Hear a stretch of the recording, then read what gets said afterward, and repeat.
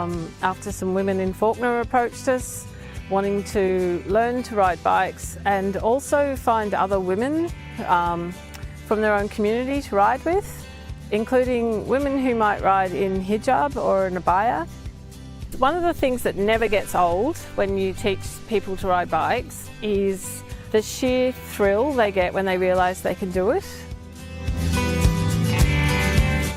The really special thing about teaching both the women in Faulkner and the women here is just the cultural barriers that they face every day, and coming from a place where they never thought they'd ever be able to ride a bike. A lot of them do reflect that it's been their lifelong dream to ride a bike, but they never thought they'd be able to do it. So it's just that extra level of being able to gift that to somebody. I got really excited when I heard about this program. I'm almost 40 and I've never ridden a bike. I tried when I was little. Yeah, I still can't believe that I can ride, and yeah, it's been a dream and I'm so glad that it came true. It was excellent, very special experience for me because it was my childhood wish to learn how to ride a bike. Yeah, my experience was great because I've never ridden the bike before. So it was like truly empowering for me. And I thought I can't ever learn, but Kaz was really patient and encouraging.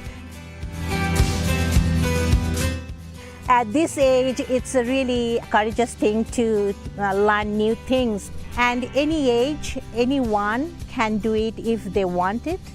And willingness is the most important things, and that's I prove myself. I think it's good health-wise as well as environmentally. It gives me some physical activity to incorporate into my daily routine. I think it was great to find other people like me who have recently learned to ride, and we are all well connected now.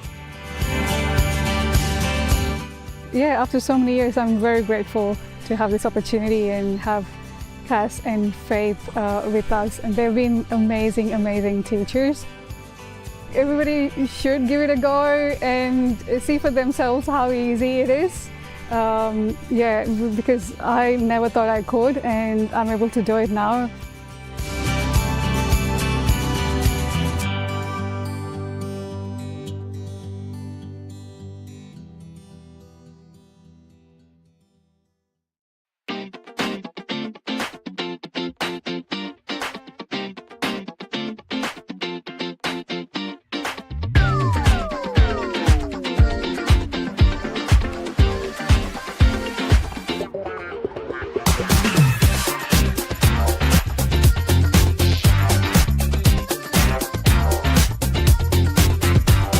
The compost that we receive from Merri-bek Council that's made from the waste from our green bins, the food and organics waste, is a fantastic resource. A lot of carbon, a lot of organic matter that goes to building up the soil here, combined with the compost that we make ourselves. A really brilliant resource for the garden, and it produces fantastic crops, as you can see behind me. Well, obviously it's really important to compost food. If it's just going into the normal bin, then it's creating all these really bad greenhouse gases and contributing to climate change. But the benefit for community gardens is that we can't generate as much compost on our own, so we need the addition of council compost to help us grow vegetables and renew the soil so we get the best productivity from the garden. Sometimes when we get the compost, there's contaminants in it, like plastics, biodegradable bags. Some of them are not quite suitable for the process that the compost goes through. We have to then sort through the compost and pull them out, otherwise they're going to contaminate all our vegetables and the earth that we're trying to re-nourish with the compost. Messages go around on Facebook saying, hey, there's zucchini or cucumbers in the basket at Pentridge, and they're gone in half an hour later. So we just like to share it with the community because that's what it's about.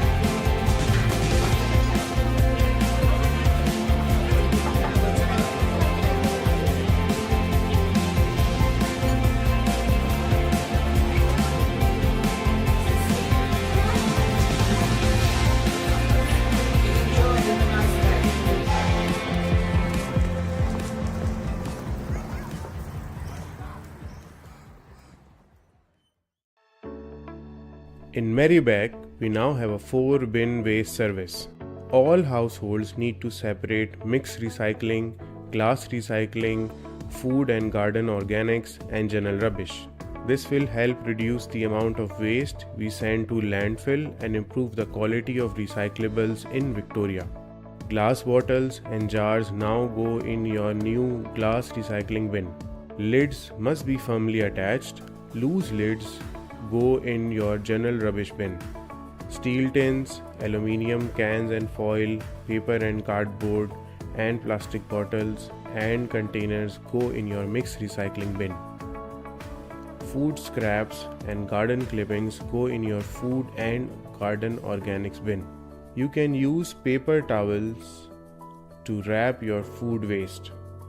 Put your glass bottles and jars, food scraps, and mixed recycling in the bin loose, not in bags. Plastic bags and other items that can't be reused or recycled go in your general rubbish bin. This includes kitty litter, animal droppings, old textiles, and nappies. General rubbish should be bagged or wrapped. Update your recycling knowledge today. Learn what goes in each bin by visiting merri-bek.vic.gov.au/recycling-guide.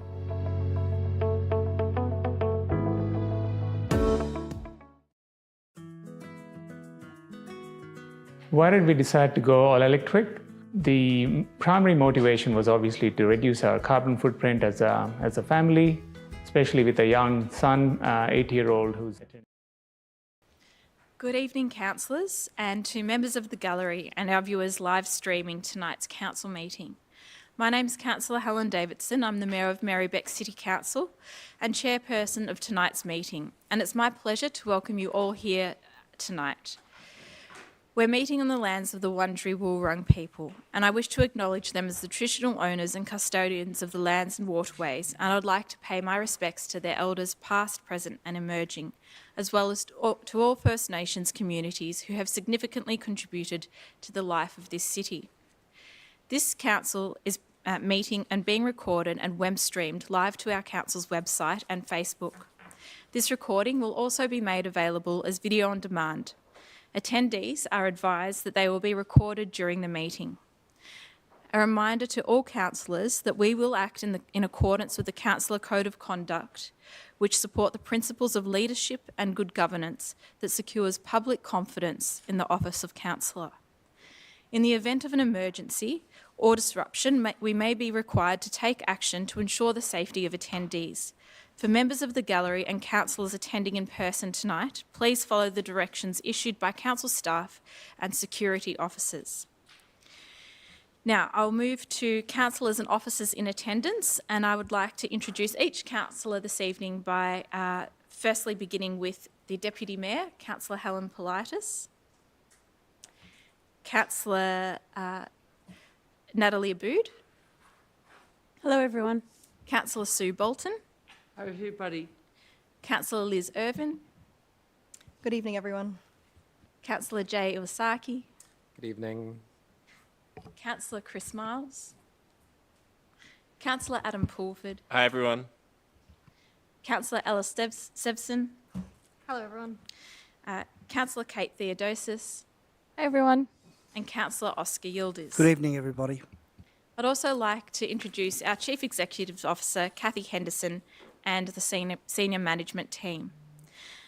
Now, there are no apologies tonight, so I'll move on to disclosures of interest, disclosures of conflicts of interest. Councillors, are there any conflicts of interest to declare? No?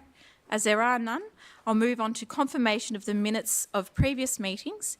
Now, councillors, can I please have a motion for the confirmation of the minutes for the council meeting held on the 9th of October, the special meeting held on the 18th of November, and the council meeting held on the 20th of November to be confirmed? Thank you, Councillor Yildiz. Councillor Abood to second. Any person wishes to speak? No? All those in favour? I declare that carried.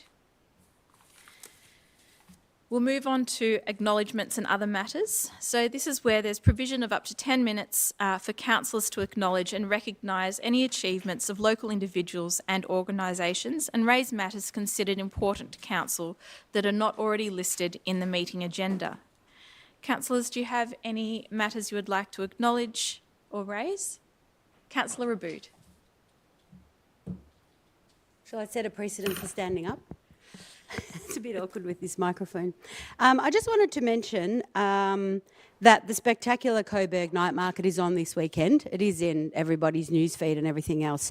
But before I go and see a very important band at 1 o'clock on Sunday, if anyone wants to catch me, I will be at the Harry Atkinson Centre from 10:30 in the morning this Sunday as a councillor for the Pentridge Ward, but also the city, just to give a few updates about what's been going on and what my responses are to some stuff that people have raised with me in terms of follow-up. So that's just what I wanted to mention. It's hard to find the details about that on the council webpage. I don't know if it's actually been listed, so I just thought I'd mention it now. Thanks. Great. Thank you, Councillor Abood. Are there any other councillors? Oh.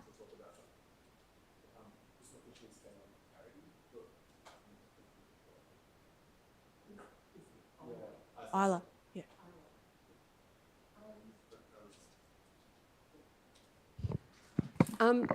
Firstly, I'd like to mention that the Fawkner outdoor pool, well, the whole Fawkner Leisure Centre is open for business.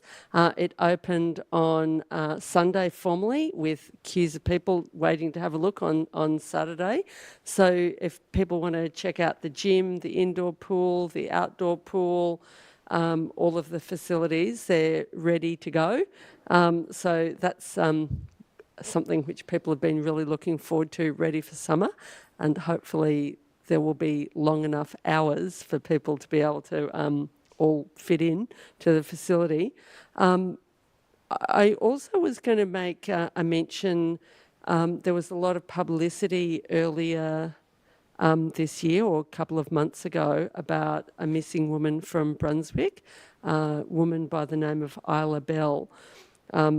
I've met her. She was, I don't know her well, but she was someone who helped the Sydney Road Accessible Tram Stop campaign. She didn't grow up in Brunswick, but she lived here for the last couple of years, really tragically murdered. And the family, I believe, it does have some sort of fundraising appeal at the moment, where, you know, maybe we can make that available through the council website potentially. But it just came at the same time as a spate of murders of women, which made a lot of people feel very unsafe in the community. But while this is a really horrendous murder, the statistics still show that the overwhelmingly majority of murders of women that happen in society are carried out by intimate partners. In Isla's case, that wasn't the case for Isla Bell, who was someone she didn't know. So, yeah, I mean, that should mean that people should feel safe walking around in public spaces. The real issue we have to address is intimate partner violence. Thanks. Thank you very much, Councillor Bolton. Are there any other councillors? Councillor Yildiz. Just very quickly, on Saturday I attended the McGrath Foundation fundraiser with State Member for Parliament Anthony Cianfloni and also the Federal Member for Parliament Peter Khalil to raise money for the McGrath Foundation. Glenn McGrath's wife had passed away from breast cancer. We were there for a couple of hours raising funds. But I just want to wish everyone a festive Merry Christmas. This will be our last meeting we have this year. Congratulations to you, and I want to congratulate my colleagues and looking forward to working with you for the next 4 years. This is your first council meeting. But yeah, just want to wish everyone a Merry Christmas, and we look forward to seeing you in February. Lovely. Thank you very much, Councillor Yildiz. Are there any other councillors that wish to say anything further? No? In that case, I'll move on to petitions in the agenda. And we have petition 5.1, petition requesting council stop using herbicides or any other chemicals and poisons at Shore Reserve and all other open space.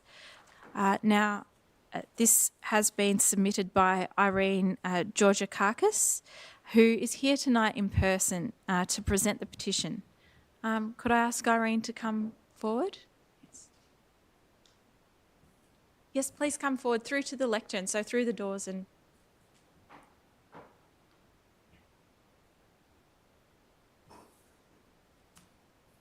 Hi Irene, thank you.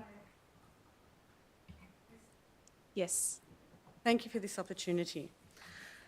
I collected 60 signatures in 3 hours on a very, very rainy day from people walking their dogs, from parents taking their children to schools and to the Doris Blackburn kindergarten, the childcare centre.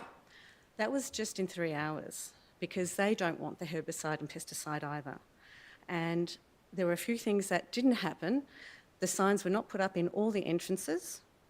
And not just that, but herbicides and pesticides are chemicals. And we're trying to get away from that. And I thought that the council was a green council, especially when years ago we were going to use goats and that was tabled, it was fair income. So I don't understand why why we haven't been able to not use chemicals, because even when you buy over the counter or when you're prescribed something from a doctor, the packet has a safety little leaflet in there. There are pros and cons to using chemicals, and you have to decide, is it worth it? There are other ways to get rid of weeds, and not just that, but what's a weed? What you consider a weed is not a weed for me. And we have foraging now, meetings, and people are learning how to forage to pick up weeds to eat. So I don't see why we have to do this. And we don't know what the consequences really are. At the moment, and today, I took my dog for a walk and the council workers were there weeding. Now, the chemical that was used did not have a dye in it, so I don't know how often, how much and where it is used in my park. And I'm only five houses away from this park, from Shores Reserve. We don't know what the long-term effects are. Let's think of thalidomide and so many other instances, asbestos. We don't have long-term information about chemical usage. And glyphosate, which is what you're using, which is a Monsanto product, in the United States, there have been cases where it's gone against them and they have had to pay for the people that have taken them to court. Thank you, Other Irene. countries, can I just say one thing? Yes, How is I'm it just that, conscious this is of my the time. question. Gone over the 2 This minutes. is my but question. Go ahead. How is that the spraying of chemicals, in keeping with the ethos of the green movement, which the council purports to embrace, the production of chemicals negatively impacts the environment, and so too does the use of them, whether it be them running into our waterways, being retained by the soil, or having extremely questionable effects on the well-being of people and animals. The people of the inner city suburbs are known for their support of the green movement, hence the 4 green councillors. Spraying our recreational areas with toxic chemicals seems hypocritical in the face of this. Thank you for the opportunity, and I really highly recommend that we have a debate about this. Thank you very much, Irene. Does any councillor have a conflict of interest to disclose? And is there a councillor who wishes to move the petition? Happy to move it. Councillor Yildiz and Councillor Iwasaki to second. That we should receive a report back from council on this matter.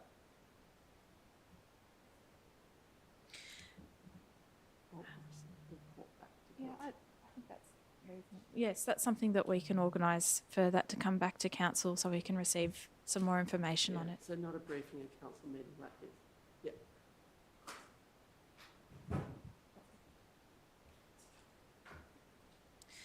Okay, now I'll put that to the vote. All those in favour of accepting the petition? And I declare that carried. Now we'll move on to petitions tabled by councillors. Councillors, do you have any petitions to be tabled on behalf of residents? No. If there's none to move, we move on to questions of council. Right. Yes.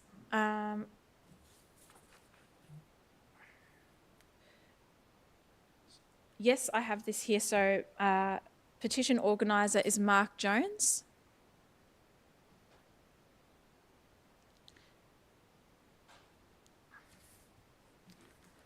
Hi, Mark. Hi, thanks everyone. Yep, so I understand that you are wanting to submit a petition to council. You have 2 minutes to speak to the petition, and then it Sure. will be put Thank to you for the council. opportunity to present my petition. It relates to the prevalence of asbestos and other materials on the eastern field of Hosken Reserve in Coburg North. My name is Mark Jones, and I'm a local resident who accesses the reserve on a daily basis. As everyone's more than aware, there's a significant amount of history and money's been spent on the reserve. And I just want to acknowledge that the fantastic work that has been put into the place, the sporting facilities, the Ninja Warrior course that my kids use all the time. The community really loves what's been presented to the public. One area, though, that has significantly fallen short is the East Field, which, per the master plan, was to be levelled, irrigated, and fit for informal, passive, active, and recreational community use. What was handed back was a field of dirt, with a high prevalence of asbestos, glass, large rocks and other construction materials such as aggregate, and void of any irrigation. I've tried to raise this issue with council, with my longest email chains currently sitting at 32 emails. I acknowledge that there's been some attempts to clean the area, with council workers attending last week to pick up individual pieces of asbestos. I fear that it's not solved the issue, and it brought me today bags of asbestos and glass that I've found in the last few days. Once we fully welcome back the soccer club and other users to the park, there's going to be hundreds of kids, using the space in and around the reserve. My neighbours who have signed the petition asked Merri-bek Council to 1, acknowledge that the asbestos, glass and large rocks are endemic in the surface. 2, acknowledge that the eastern field has not been delivered as per the Hosken Reserve Master Plan, that is levelled, irrigated and fit for informal, passive, active and recreational community use. 3, take all steps necessary to remove risks to the communities and workers. People have been mowing, excavating in areas where I found asbestos. And 4, provide a timeline to deliver a levelled, irrigated, grassed surface fit for informal, passive, active and recreational community use as per the Hosken Reserve Master Plan. I want to make one final point, that no one wants the entire reserve closed. The soccer community, the tennis community, the local community, everyone's waited too long to be able to access the area. All I ask is that, this specific part of the East Field is just delivered as per the Master Plan. Thank you for considering my petition. Thank you, Mark. Now, does any councillor have a conflict of interest to disclose? No? In that case, is there anyone who would like to speak to the petition? And then I'll ask for a motion for the petition to be received. Yeah. Is there any, I don't know if you should go to the governance, but how do we know that it actually is asbestos? Is there any test that's been done on the material? You can test it yourself if you want. Oh, so this may be a question for the officers. Yeah. So I'll refer to Anita.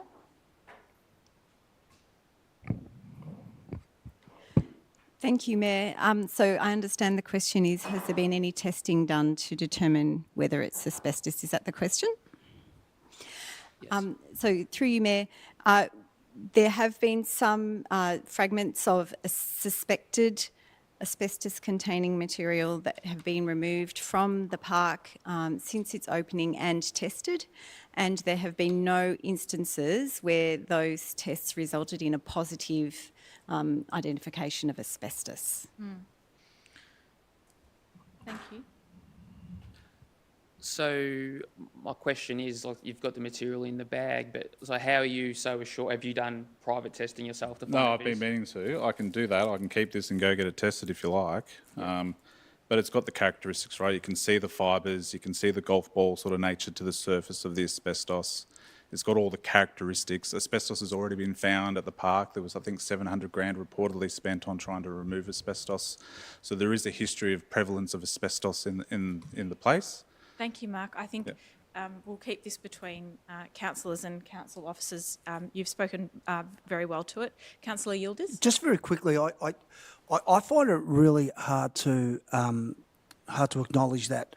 I mean, there was some issues last year, but the contractors that were engaged, I would find it really surprising that following their completion of the works, and we were all there for the opening, and I have visited the site since, I can't believe that they would put the lives or the community at risk by having any asbestos. I find it really hard to believe this, that there is still some fragments of asbestos anywhere, because I know that the contractors were going through with a tooth and comb to make sure there were no issues following the last year's situation where there was suspected asbestos in the playground. So, I mean, as a local council, as a government body, I don't think we would be in any way putting the community at risk. So no, Oscar's, Councillor Yildiz is just speaking to the petition. I can call for speakers. So Councillor Yildiz, if you could wind up. So I just want to reassure the community that if there was any suggestion that there was asbestos and it was evidence-based and it was confirmed that there is asbestos there, we would be shutting that place down immediately. And I've had conversations with the director about this, and she can absolutely confirm that there is no fragments of asbestos that is being found at Hosken Reserve. Thank you, Councillor Yildiz. And Councillor Bolton is the last speaker. Then we'll put to receive this petition to the vote. Just quickly, I think people are very excited for the opening of Hosken Reserve, but I think people have been disappointed in the community open space, which is commonly often referred to as the East Field. I think people love the northern field, which is really nice and grassy and, you know, great to be on, but there is a need for the community open space to be safe. And it's not just a question of suspected asbestos, it's also rocks and grass. I'm not sure of the reason. Some people speculate that maybe, you know, it was because the topsoil was scraped off, and then when there's been heavy rains, rocks and glass have come to the surface. But basically, it's not a suitable place for children to play or to picnic on or whatever, or informal sport, and it is really primarily dirt with a little tiny bit of grass. So there is a safety issue, regardless of whether what's suspected to be asbestos turns out to be asbestos or not. There's still a safety issue, and there needs to be a resolution which is communicated to all the users of the reserve, regardless of whether it's the sports club, the dog walkers and general people who want to just kick a footy around. So I think we need to accept the petition, and I'm actually proposing an urgent business item around this issue later on in the meeting. I believe there is some support from some individuals connected to the soccer club for this petition as well. So it's certainly not, it's got nothing to do with previous tensions that might have existed between users of the reserve. It's a new issue that's arisen since the park was opened, and it is disappointing right at the beginning of summer school holidays, because this is exactly the time when usually a lot of kids are going to want to be playing in that area. Thanks. Okay. Now, I won't call on any further speakers. Do we have a motion for the petition to be received? Councillor Bolton to move. Is there a seconder? Councillor Pulford to second. All those in favour of the petition being received? All those against? And that's an abstention, was it? 6. Oh, and did you abstain? Okay, so that's considered a no. So the petition is not accepted. We'll now move on. Yeah. No problem. There's no rules allowing a deferral in the governance rules for me to do that, so unfortunately that's not an avenue.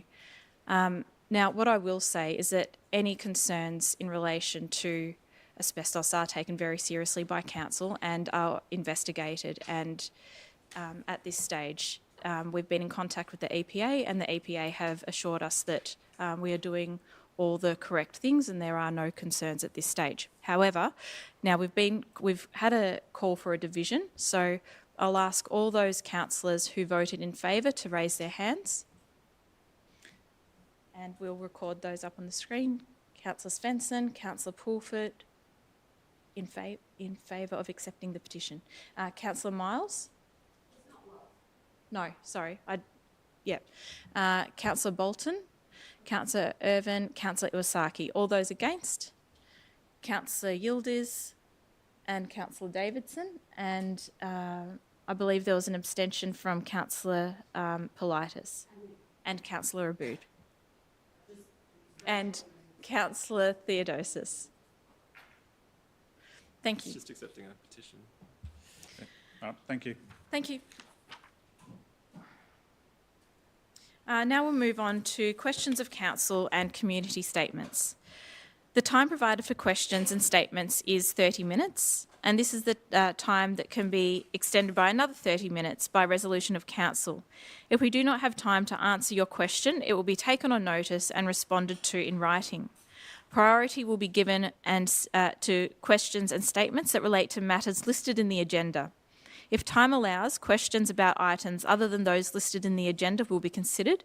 A maximum of 2 questions or statements in any combination is allowed per person, and the question or statement that relate to a matter listed in the agenda will be dealt with first. If you have registered to ask a question, when I invite you, you or your representative must state your name, suburb, and then ask your question with preamble or background for up to 3 minutes. If you have registered to make a statement, when I invite you or your representative, you must state your name and suburb and then make your statement without taking longer than 3 minutes. If you have submitted a second question or indicated you have a second statement, it may, at my discretion, be deferred until all other persons who have submitted questions have asked their first question, or not be asked if time does not permit. A maximum of 3 questions will be heard on any one subject, and then we will proceed to the next topic if time allows. We will return to the previous topic. I will either answer the question on behalf of council or invite other councillors to answer. Alternatively, I will ask the Chief Executive Officer to provide a response or refer it to a council officer. There will be no response or discussion in relation to community statements. As detailed in the governance rules, questions or statements may be disallowed if they are defamatory, indecent, abusive, offensive, irrelevant, trivial, objectionable in nature, language or substance.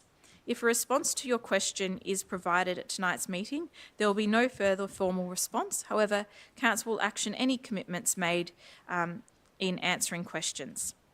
Now, Council has received a total of 10 questions and 5 statements. The first is on Report 7.2, recommendation following expressions of interest for lease of James Martin Reserve in Hadfield, which is the former Pigeon Club rooms. Vasi Dassler is online and has a statement.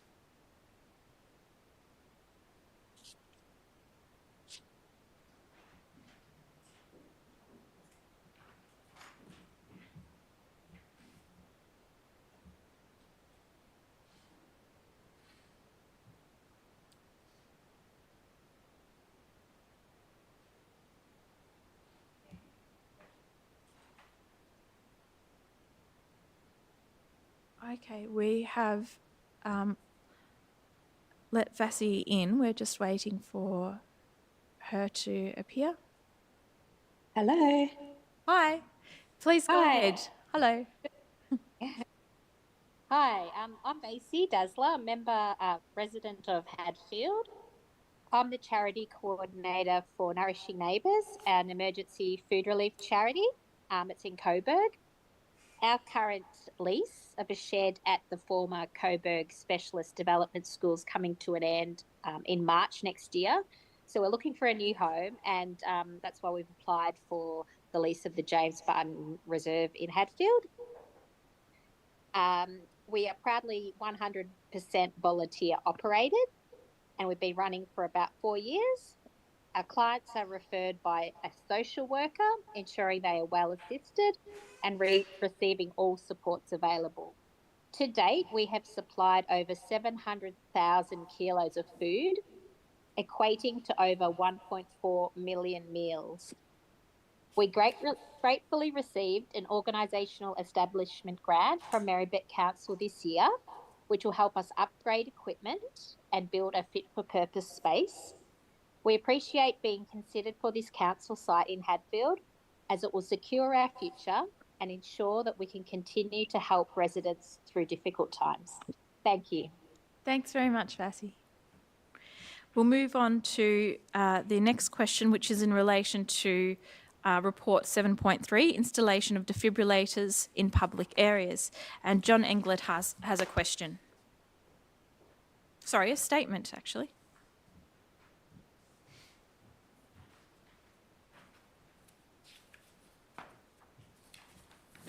Thank you, Mayor and councillors. I'm John Englert.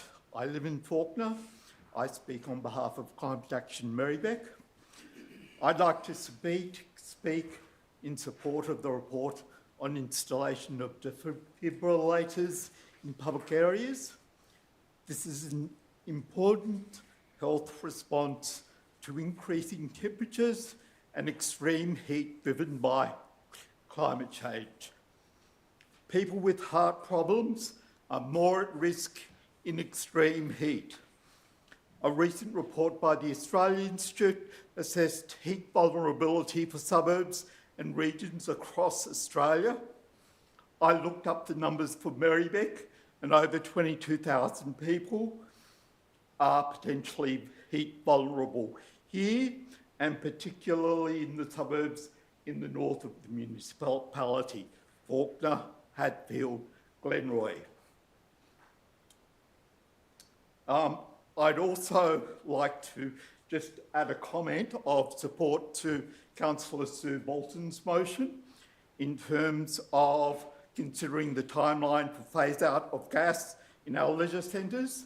The redevelopment of the Fawkner Leisure Centre has demonstrated what needs to be done for Brunswick, Oak Park and Coburg leisure centres.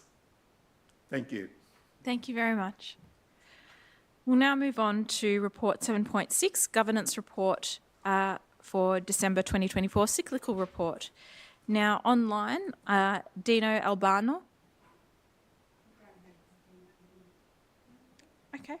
We'll move on to also online, Marion Atwater has one question about community planning reference group councillor appointments.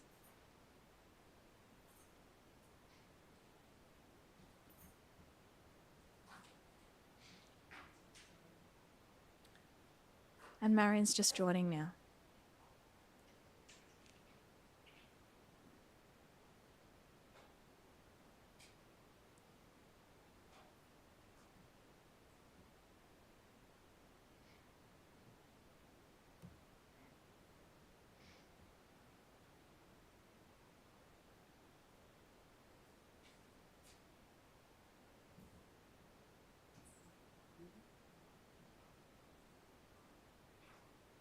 Okay, it's just taking a little bit of time. It may be an internet connection.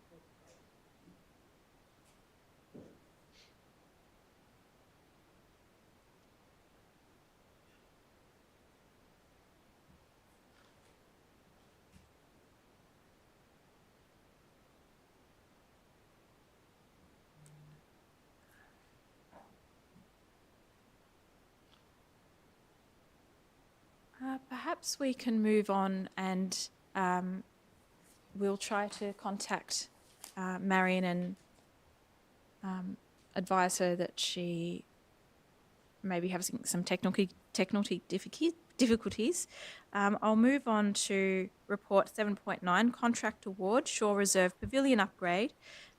Ian Allen, who is in person, who has a statement.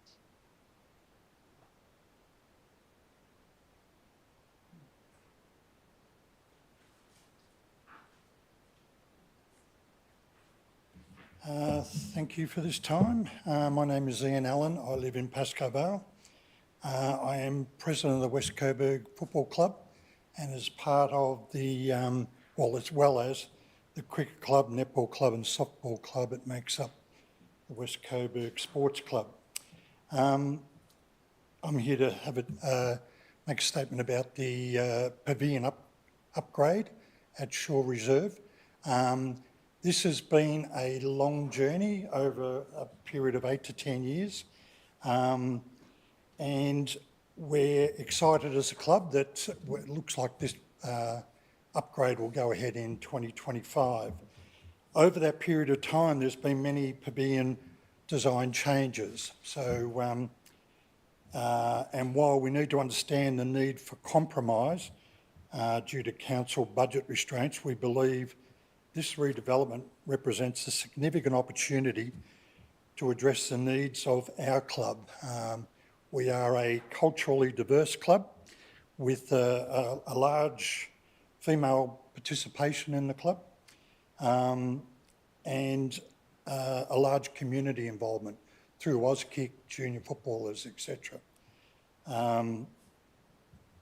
As the largest sporting club in the Merri-bek municipality, we would like to revisit some planning issues we've had with the redevelopment to meet today's modern standards, re gender equity, culturally inclusive and environmental responsibilities, as well as functional needs for our members. In line with the Council's zero carbon Merri-bek initiative and looking at the recent Hosken Reserve upgrade, which is a model for a modern community-based facility in the Merri-bek municipality, we would like to explore all options sustainable for our redevelopment. And that would include energy, recycling, and environmental issues to make sure that we get the best facilities. So we look forward to working with Council over the next 9 months to deliver a sustainable and functional sports facility and to give our members the best facility that Council can possibly give us and keep us proud of our club. Thank you very much for your time. Thank you. Thanks for coming in. Now, I'll just return and see if Marion has had any luck in entering the online room. Okay.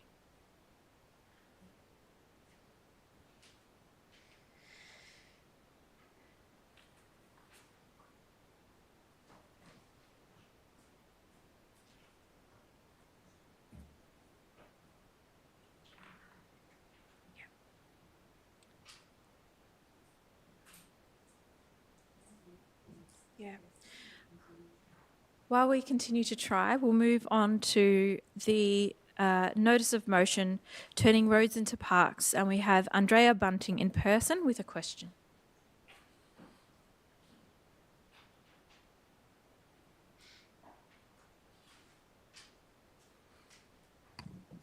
Hi, everyone. So my question is about turning roads into parks, and I fully support this councillor's motion. But my question concerns the comments, the officer's comments. So basically, I'd like some clarification on how large created open space needs to be for it to be regarded as of value. I live in Loyola Avenue, Brunswick, which is actually mentioned in the motion, which is why I thought I'd better turn up. And a while back, Council closed the intersection of Loyola Avenue with Pitt Street and created a small park or open space of 140 square metres with 2 trees and 2 seats. To give you an idea, it's bigger than this room. Now, at that site, there's actually enough room for a park at least 3 times that size, and I understand you have plans to expand it, which is great, and I have been lobbying for this. It's another matter.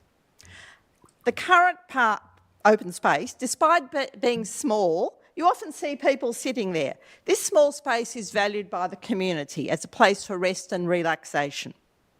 So when you close a road, you can typically create an open space of between 100 and 500 square metres. So the upper end, 500 square metres, is about the size of those pocket parks on Sydney Road. There's one at Wilson Street, and then the new one that was open, Michelle Guglielmo Park at 260 Sydney Road. And the lower end, 100 square metres, is about that size of our open space at Pitt Street and Loyola, a bit bigger than this room. So, do you think this room would be the size of a park? What could you fit in a room this size? But the officer's comments state, in order to perform the role of a park, even a pocket park, the smallest in our park hierarchy, the area would need to be a certain size and be able to offer suitable space for rest and play. But this is in contrast with the open space strategy, which merely defines a pocket park as something less than 1,000 square metres, serving as places for relaxation and as a pause or resting place on a journey. Note that there is no mention of space for play. It is enough to be a space for rest and recreation to be defined as a pocket park in the open space strategy. So, my question is, I guess it's a threefold question. What do you regard as the minimum size in square metres when you create open space through such things as road closures? Firstly, for the council to regard it as of value. Secondly, to regard it as a pocket park. And thirdly, for it to receive funding through the public open space contributions. Thank you. Thank you. I will ask the relevant director, Anita, to provide a brief response to this. Thank you, Mayor, and through you. Thank you, Andrea, for your question. There is no minimum size for open space to be of value. A small nature strip with a seat on it does provide value, all the way through to large swathes of parkland. There is also no minimum size, as you quoted, for a pocket park, but to warrant it being like a named place as a park or reserve, the area needs to be distinguishable and perform the role of people being able to dwell there for a time, as per the definition that you read out. Any park, as described in the open space strategy, could qualify for public open space contributions. This probably wouldn't include seating on a nature strip, but would include things that might involve increasing the amount of space available for those park functions. So just to clarify, the space as it is at the moment, 140 square metres. It's not to go back and forwards. I think, okay, I'm just not clear. I understand that. I think we can, if we need to follow up, we can, but I think Anita has answered the question. So we do have some other questions to move on to as well. Thank you. Now, I understand that Marion is online and we will return to Marion's question.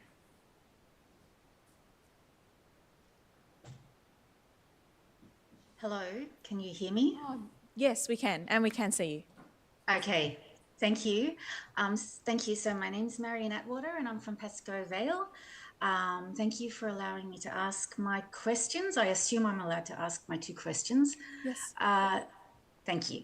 So the first question is about the governance report, item 7.6, which proposes that only the Mayor and 4 councillors will be on a community planning councillor reference group instead of automatically appointing all councillors as well as the mayor to this committee. Section 28.1 of the Local Government Act 2020 says that every councillor is to contribute to the strategic direction of the council through the development and review of key strategic documents of the council, including the council plan. So my question is that isn't the officer's recommendation in contradiction of Section 28.1 of the Local Government Act, and therefore failing to uphold the overarching governance principles? And I don't know if it's clear, it's just to say because every councillor should be on a reference group for the community planning. Thank you. Thank you, Marion. I'll turn to Sue Vidjovic to provide a response to that. Through the Mayor, thank you, Marion, for your question. So the purpose of the Community Planning Councillor Reference Group is broadly to provide an oversight role on engagement processes for key plans and documents. Therefore, all councillors are not required to be on this reference group, and Section 28.1 that you refer to of the Local Government Act doesn't require all councillors to be part of a reference group.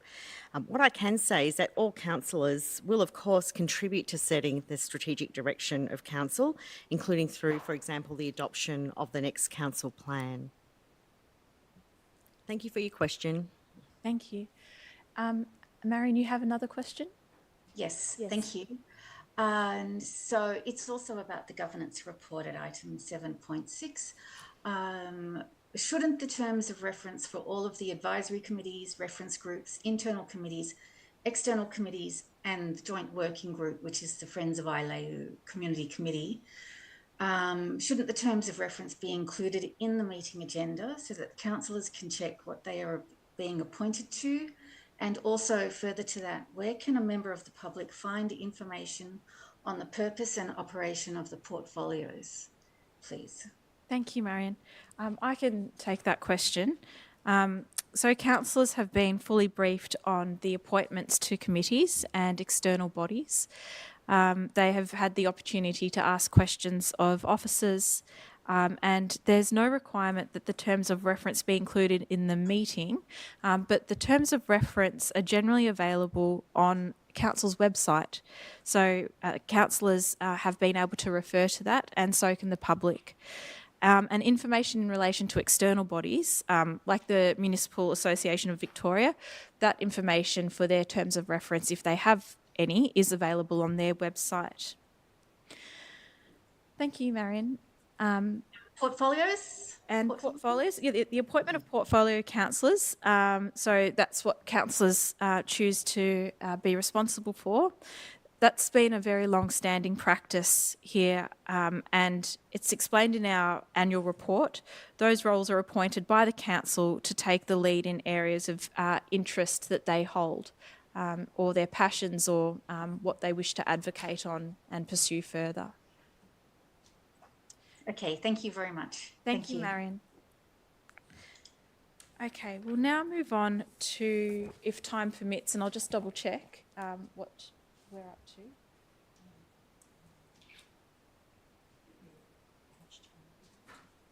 Yeah, we have another 10 minutes until we need to call for an extension, but we have questions or items that are not on the agenda. And we have a question in relation to public litter bins from Aaron Sheeburner, who I believe is in person. Yes, please come forward. You can come up to the lectern in the council chamber.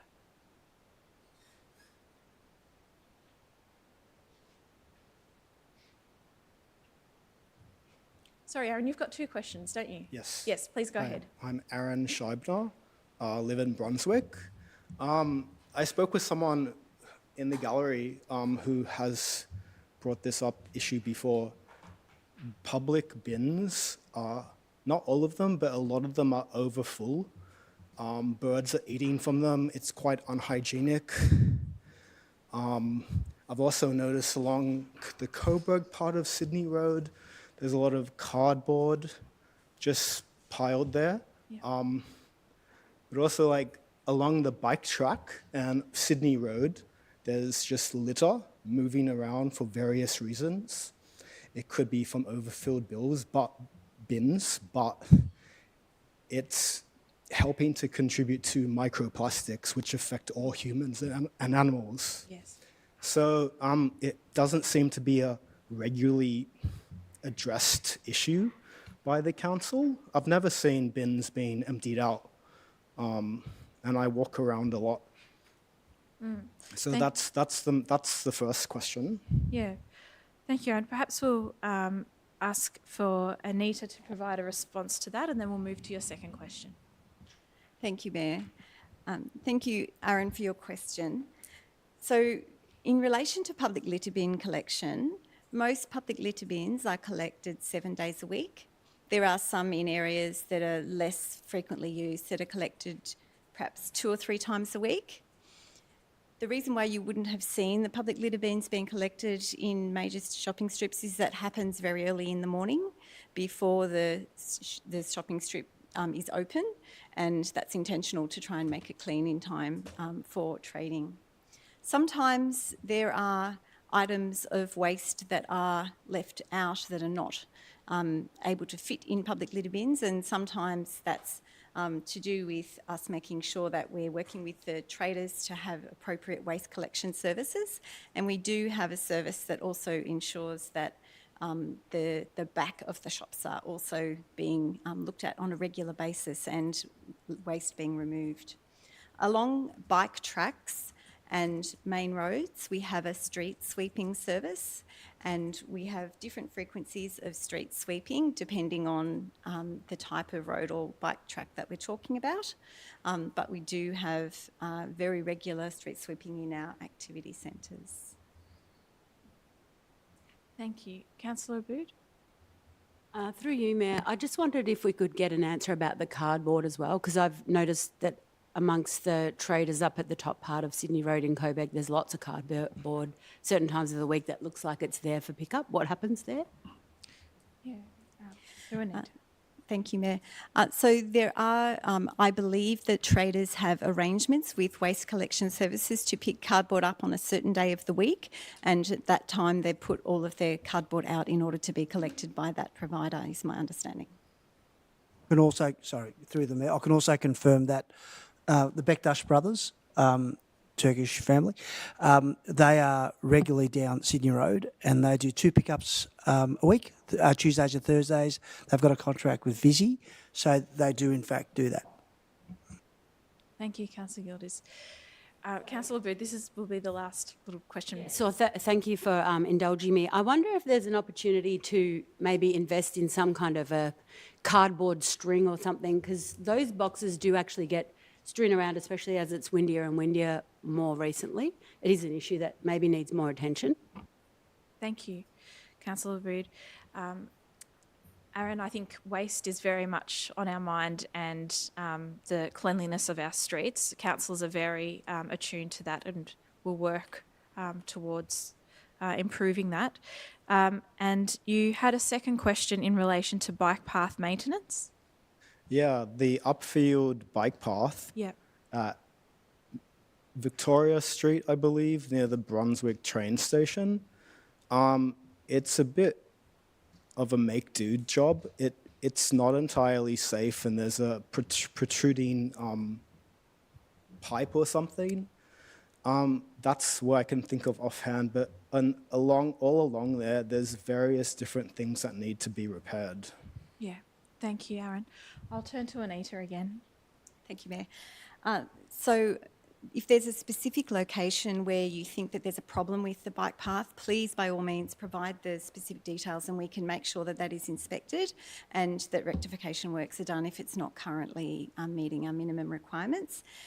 We do have ongoing programs of inspecting our bike paths and roads that are obviously used by bikes as well, to ensure that they're meeting our road management plan requirements. But as a part of that, we do also receive information from the community where they've identified issues to be addressed. So we do have both of those ways of checking on the state of the bike paths. Thank you. Yeah, thank you. But if there's something that appears unsafe, please contact Council and let us know. Yeah. Thanks very much, No Aaron. worries. Now we have Andy Barnes. He has one question in relation to Coburg Health and Community Service. He is online.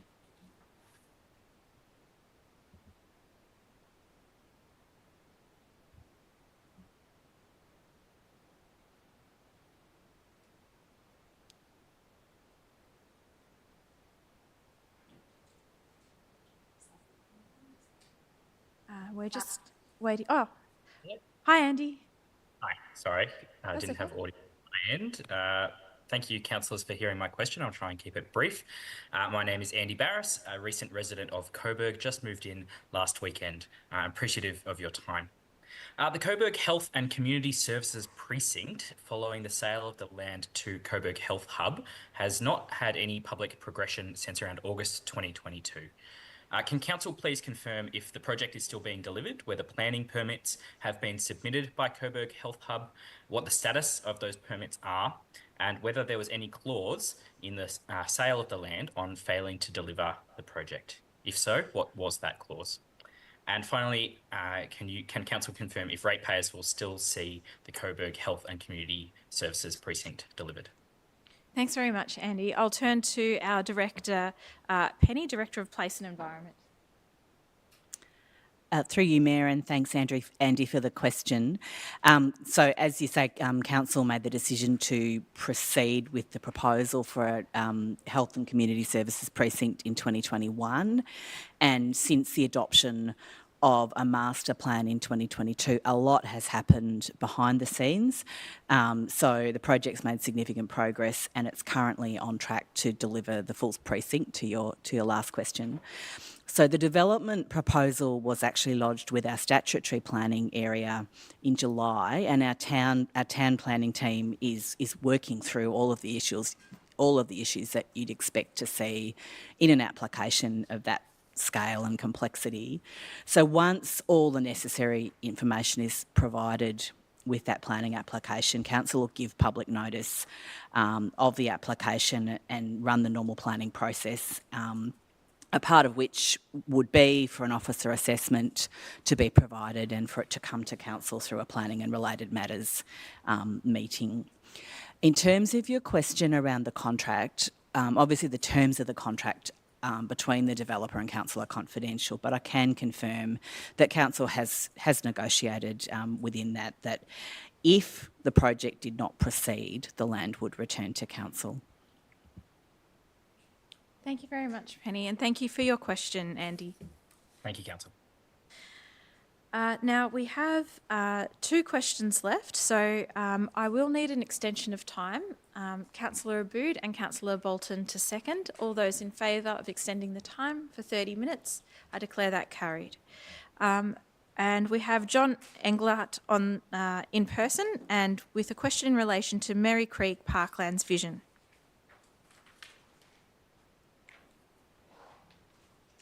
Thank you, Mayor and Councillors. I would like to know if there are any plans to install 2 new soccer fields at Merri-bek or replace the sports pavilion. I'd like this clarified as the federal MP for Wills promised on 5th of December 1.45 million funding for 2 new soccer fields and a new sports pavilion. Is this consistent with Council's grant application and vision, given its recent consultation and engagement? Can you clarify from Council's perspective, please, on the needs and vision for the area? Thank you very much, John. I'll turn to Eamon as the Director for Community to provide a response. Thank you, and through you, Mayor, thanks, John, for the question. It is great news indeed to have received that grant from the federal government, which will be terrific in terms of improving sports facilities and community facilities at Merri-bek. Just to clarify the scope, the funding will help replace the existing pavilion on the west side of the sports ground completely. It'll build fit-for-purpose all-gender change rooms and social rooms within the facility, along with a new kitchen. And they'll be available for the wider community and local sports clubs as well. The existing outdated social rooms, which are on the south side of the current sports ground, will be demolished and a new public toilet will be installed near the playground, which is really great news because in our recent consultation on public toilet needs, that was the most asked for place for a new public toilet, which is great. The project funding does not include 2 new soccer fields.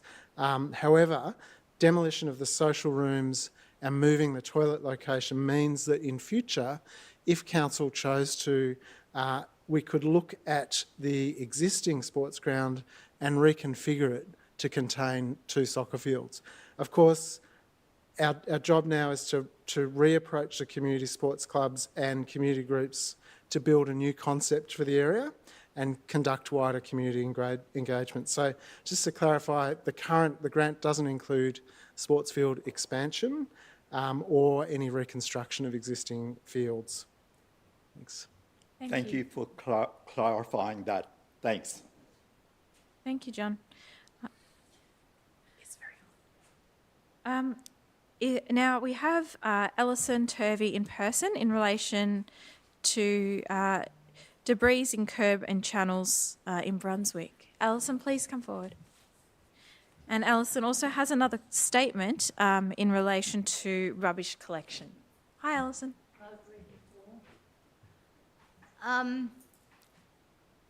That first question was about gutters, was it? Sorry. Yes, debris in curb and channels in Oh, Brunswick. yeah, curbs. Yes. Yes, sorry. Nervous. No. I have many concerns, actually, but one I'd like to raise tonight is about the gutters. There's no flow in most of the gutters around Brunswick, and the water sits about halfway across the road, especially in Firth Street as one street, but they're most streets, until it evaporates. And now coming summer, we have a lot of mozzies and, whatever. But I think it needs to be raised because a lot of the curbing isn't up to standard in what I would say my standard. My father was a stonework specialist anyway, but they're not level. And I mean, you can't sue the council if you have a nasty fall. So they need to, in my opinion, if work's done, they should take photos. The people that do the repairs should take photos, show it to the council, and if you're satisfied that it's all level and not, whatever, they're very rough. I could get many photos for you.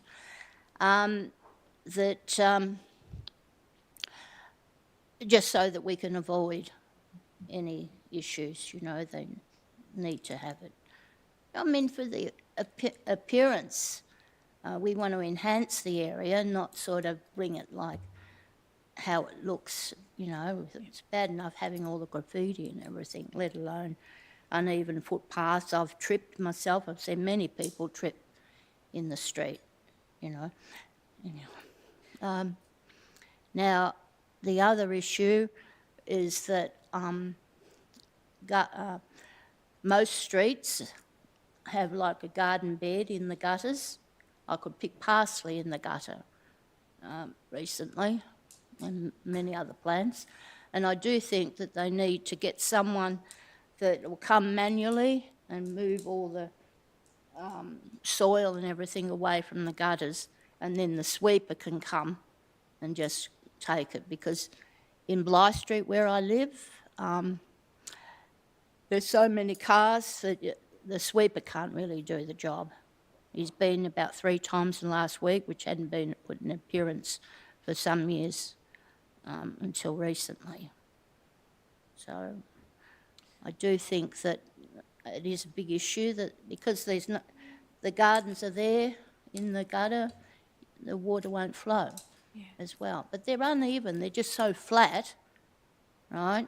And if you go to Staley Street, I think that's the first street just behind Sydney Road, off Bly Street, it flows, but nowhere else. The water just sits.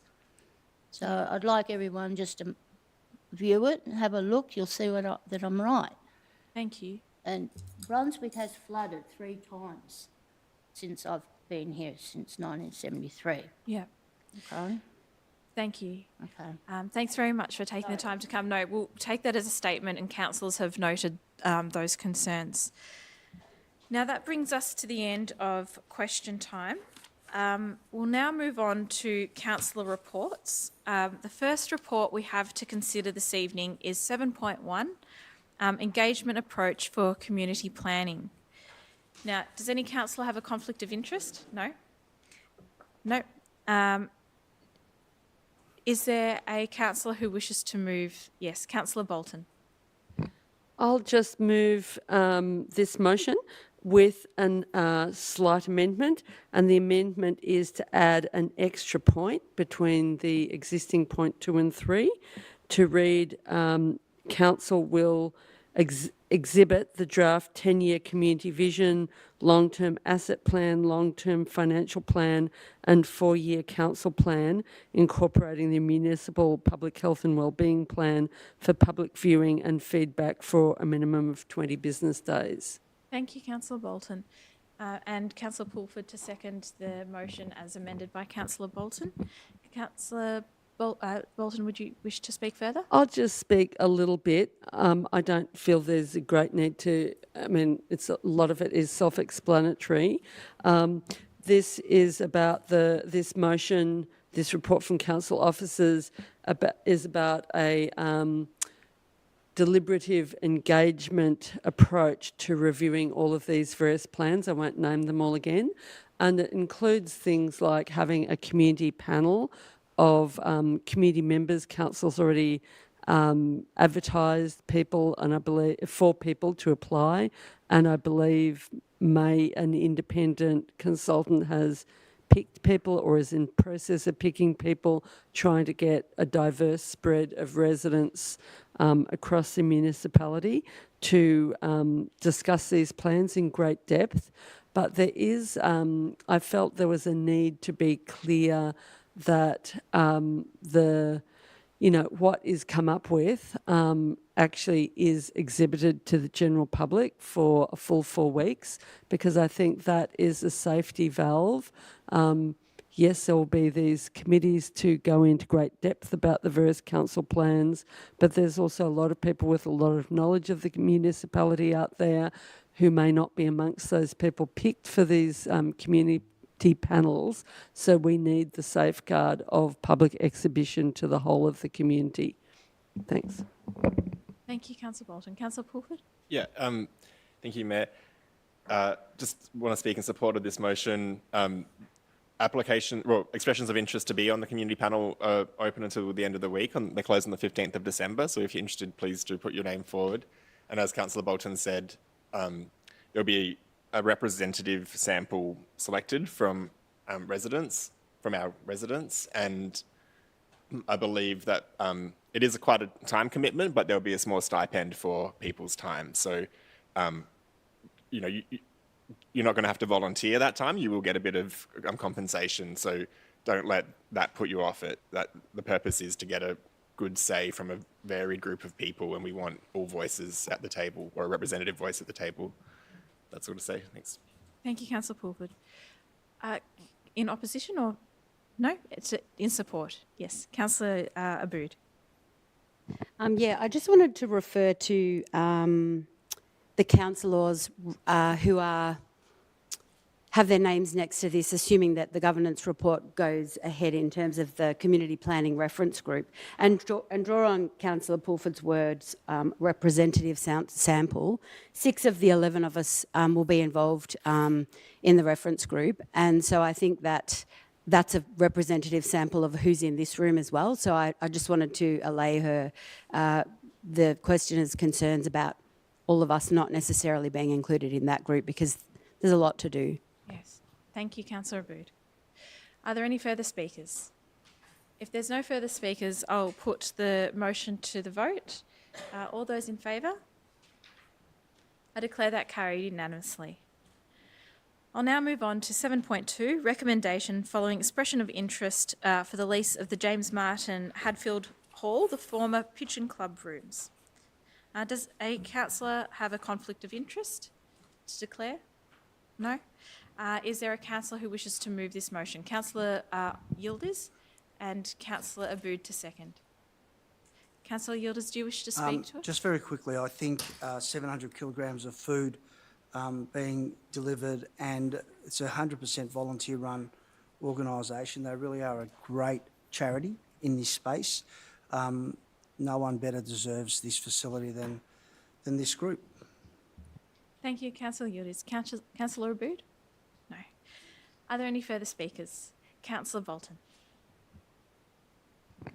I think this is a fantastic move. Nourishing Neighbours is one of the two groups that delivers emergency or material aid, not just food, but other items, essential items as well. They developed during COVID, and they get zero government funding, and they exist as a 100% volunteer organisation. And they've needed a space, they're two particular organisations which are very similar in this municipality that urgently need space. So I'm glad that as a result of this recommendation, Nourishing Neighbours will be looked after by having a permanent space. The current space they operate out of has no running water. They have to borrow the electricity from the school that's about to close down. This will be a much better space. Obviously it needs renovations, but it will be a much, much better space for Nourishing Neighbours. So I really wish Nourishing Neighbours all the very best of success with, keeping doing the fantastic work that they're doing. Thank you very much, Councillor Bolton. If there's no further speakers, I'll put the motion to the vote. All those in favour? I declare that carried.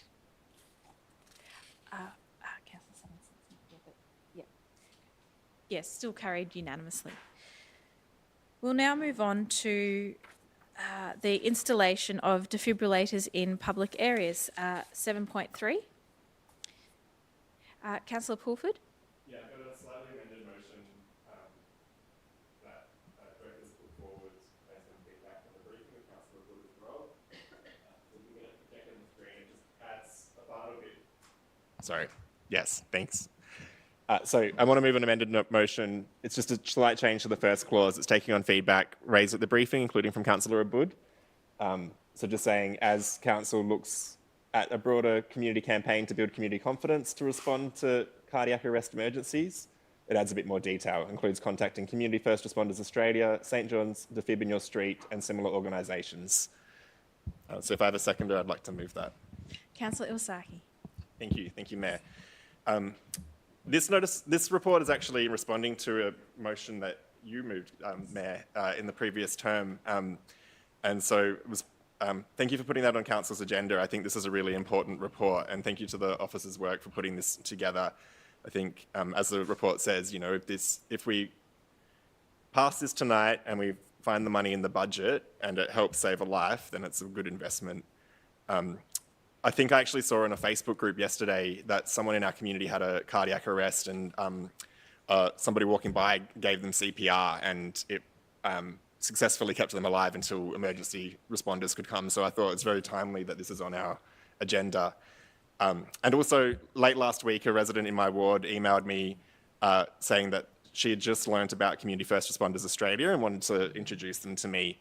And again, it felt kind of like good timing given this was on our agenda. So I thought, given council officers have looked into how we could increase access to automated external defibrillators in our city, and they also want to look at a community campaign, we may as well connect with Community First Responders Australia, and Councillor Aboud put forward St John's Defib in Your Street as well, organisations who enable community-led access to and training in defib use. So yeah, thank you, Mayor, for putting this on the agenda, and thank you, officers, for this work, and to Gabrielle, who introduced us to Community First Responders Australia as well. Thank you. Thank you, Councillor Pulford. Councillor Ilsaki, do you wish to speak to this? Yeah, and it's, as was mentioned earlier, our community will be going through more heat stress, and the time to first response will be much reduced by having these available and as many places in public as possible that people can get to. Yeah, they'll become increasingly more relevant in the future. So Thank you very much. Councillor Abood. Yeah, I just wanted to draw attention to the St John's program DFIB in your street because it was a pilot that operated in Reservoir, Sunshine and St Albans. And the reason I brought it up is because my mum ended up with a defibrillator on, who can say that, with a defib on the side of her house. And the pilot actually involved her traipsing around to all of her neighbours to make them aware of how it works and what to do if they run up to the house to use it, because basically what happens is anybody can access it from the outside of the house. It's Reservoir, which is an ageing migrant community, and I think that as well as John's comments about heat stress and how vulnerable many of us are becoming to heart problems, the more of us that understand how to use this really available technology to save lives, the better. It's just, it seems ridiculous that we wouldn't know how to use it. So I really commend this motion coming from officers and thank those who helped us just get our scattered thoughts together to make this resolution that's been slightly amended. Thank you, Councillor Abood. If there's no further speakers, I'll put that to the vote. All those in favour? I declare that carried unanimously.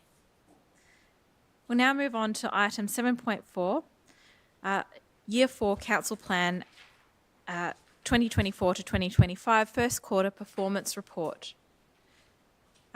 Do we have a councillor who wishes to move this report? Councillor Bolton, and seconded by Councillor Yildiz. Councillor Bolton, do you wish to speak to it? I don't really feel a need to speak to it. I think, I mean, there are many actions, or some actions are completed, some are in the process of being completed.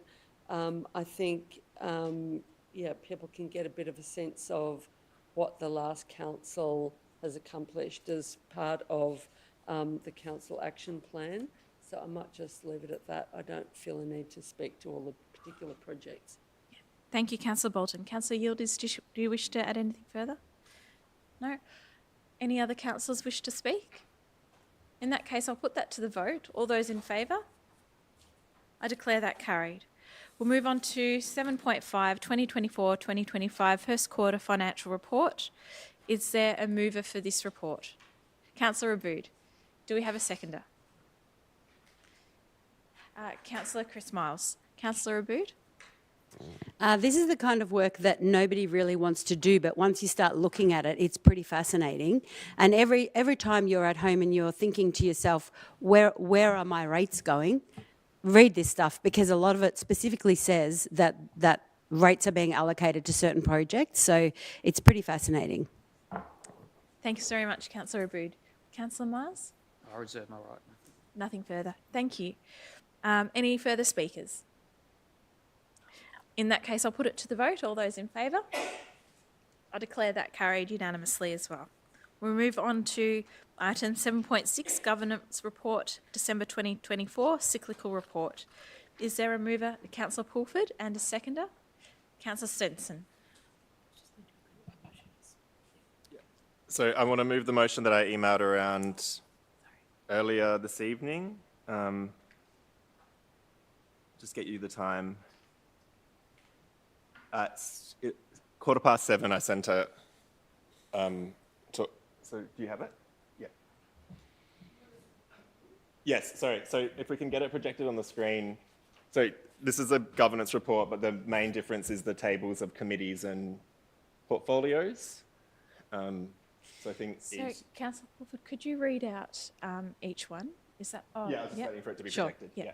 So I think people should take the time to review it. Usually we do, because I think there are a lot of different versions flying around.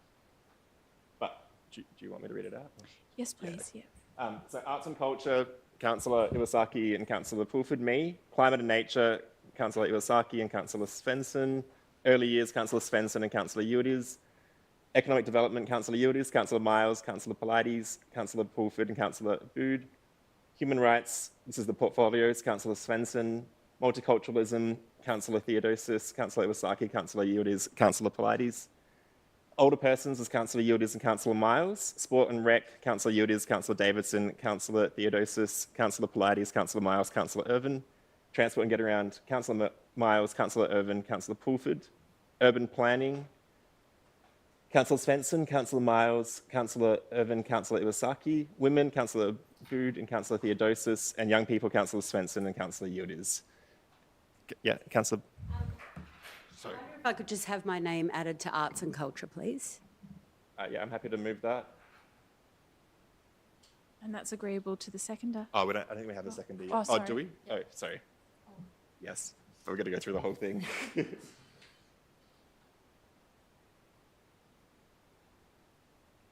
Okay, so these are the committees. So Audit and Risk, Councillor Svensson, Councillor Davidson, Councillor Polides. Employment and Remuneration is all of us. Committee Planning was the Mayor, Councillor Abood, Councillor Svensson, Councillor Miles, Councillor Pulford, Councillor Yildiz. Coburg Revitalisation, the Mayor as Chair, Councillor Abood, Councillor Polides, Councillor Iwasaki. Brunswick Advisory Group, Councillor Svensson, Councillor Pulford, Councillor Irvin, Councillor Iwasaki. Coburg Advisory Group, Councillor Abood, Councillor Polides, Councillor Iwasaki. Glenroy, Councillor Davidson, Councillor Miles, Councillor Yildiz, Councillor Theodosis. Merri-bek Community Recognition Committee, the Awards Committee. Councillor Abood, Councillor Iwasaki, and Councillor Yildiz. On to external committees, Councillor Pulford for the Friends of Aleu. Merri Creek Management Committee, Councillor Abood with the substitute of Councillor Irvin. I think there's still more to come. So sorry, yeah, so these are not internal committees, they're external committees, I guess, but the Metropolitan Transport Forum, Councillor Miles, Councillor Irvin substitute. MAV representative, Councillor Pulford as a rep, Mayor Councillor Davidson as a substitute. M9 committee, the Mayor. NAGA, the Alliance for Greenhouse Action, was Councillor Iwasaki and substitute Councillor Svensson. And Northern Councils Alliance was Mayor. And do we have to pick just one substitute? Okay. Okay. Well, I don't. Yeah. What do you ask? I've got another proposal. I wonder if other councillors would be interested in joining the Merri-bek Community Recognition Committee, which is also known as the Merri-bek Awards. This year just gone, there were close to 100 entries, and I think that is something that is really valuable to be involved in, seeing what people are nominating each other for doing in the city and also being responsible for awarding those nominations. So I just wanted to flag that idea in case anyone else wants to change their mind at the last minute. So, okay. Thank you, Councillor Abood. Councillor Polides? I'm happy to be included on that. Okay, I'm happy to put that on there. Yeah, okay. So sorry, picking, did you just talk about Northern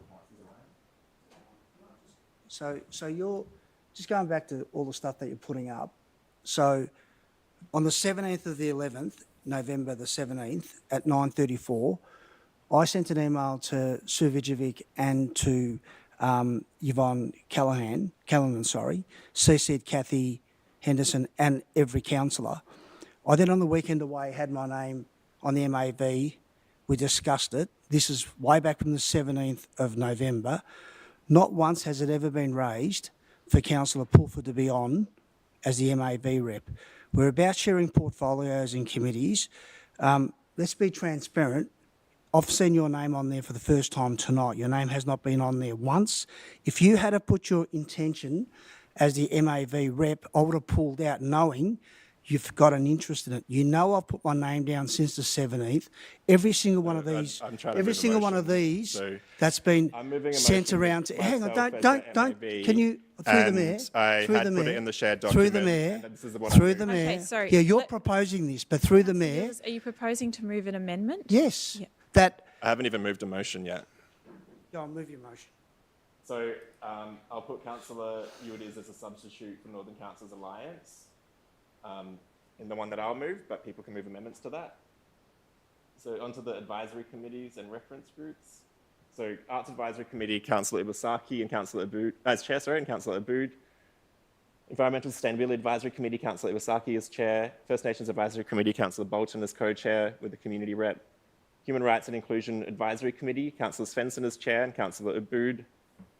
The Sustainable Transport Advisory Committee, Councillor Irvin as chair. And onto reference groups, Affordable Housing Reference Group, Councillor Svensson. Age-Friendly Older People Reference Group, Councillor Yudiz.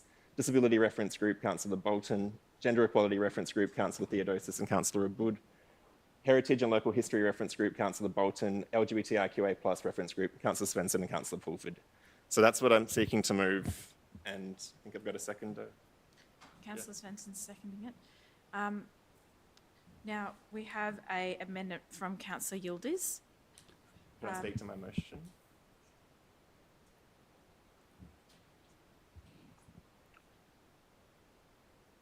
Okay, yes, thank you, Councillor Pulford. Yeah. So this was largely worked out harmoniously. A councillor was saying I hadn't emailed around. That's true, I didn't email around, but I did put it into the shared doc as soon as I filled it out. So it's been quite clear for a while that there's been multiple people interested in the MAV role. I've had experience working with the MAV as mayor last year, and I'm keen to keep on in that role, representing Merri-bek in that forum. It's an important time for MAV to be a loud voice for councils and for our sector, particularly with the reforms that the state government's pushing, and also as we continue to see cost shifting onto our level of government from both state and federal government. I also think there's big challenges that councils are facing independently, like for example, our systems, and we're going through this big case of, we're going through a big business case at the moment, trying to work out which systems we should use. And there's other councils doing that all alone. And I think the MAV has more of a role to play at being able to coordinate these big things. And maybe there can be at least advice or maybe joint procurement that councils can participate in.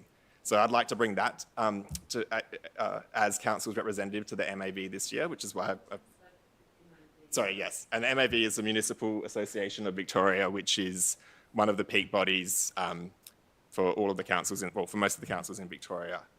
The portfolios are what we have every year, and I've moved what people have expressed interest in. Those councillors allocated to those areas mainly get extra briefing and information on those areas, and sometimes can go to events or be spokespeople in those areas for this year.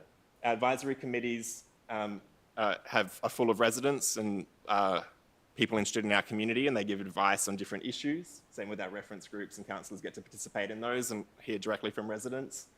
And then there's various other external bodies as well, like the Northern Councils Alliance and the M9, which is a grouping of the Metro Councils. So I'm happy to put that forward and understand people might move amendments, but I hope people support this motion. Councillor Svensson, do you wish to add anything further? I agree with Councillor Pulford's remarks. Thank you. Councillor Yildiz, I understand you have an amendment. Yeah, I guess it's an amendment and also a question. When you, Councillor Pulford, when you say a while, you had your name down as the MAV. Councillor Yildiz, can you move your amendment and then we'll get a seconder? Okay, so and then you can speak to it. my amendment is, as I had stated on the 17th of the 11th, that almost a month ago, that I had expressed interest. I have been serving on this council for 16 years. I am the longest serving councillor on this council. I haven't served on the MAV, you have.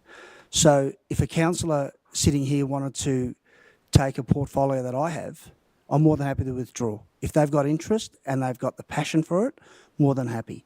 I haven't seen Councillor Pulford's name on that list once. I haven't seen it until today. So, my amendment is that I'd like to be nominated as the MAV rep on that list, and I have been since the 17th of the 11th. Okay, I'll call for a seconder. Councillor Iwasaki to second? Yes. Yes, Oscar, there's nothing opaque that has gone down. I think that you did send that email and I saw that. But then after that, we all independently, almost everybody in this room, I guess you missed out putting that in the SharePoint. So Adam's name was on there as soon as we all started adding Councillor Iwasaki, you're seconding Councillor Yildiz. Yes, so I'm supporting in Councillor support. Yildiz. Yes. I'm supporting. Councillor Yildiz, thank you. Yes, thank you. Oh, please go ahead. Oh, yeah. sorry.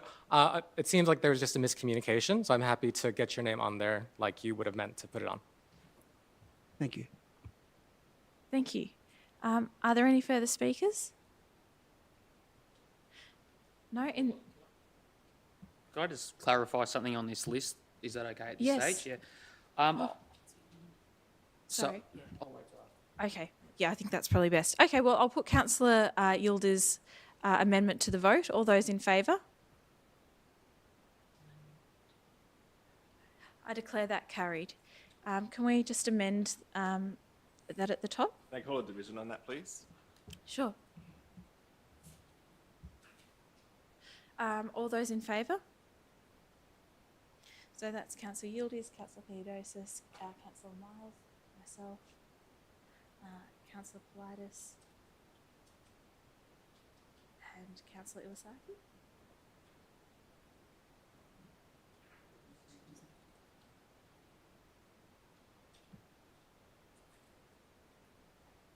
I believe that. Yeah, Okay, let's do that again. All those in favour of Councillor Yildiz's motion, amendment?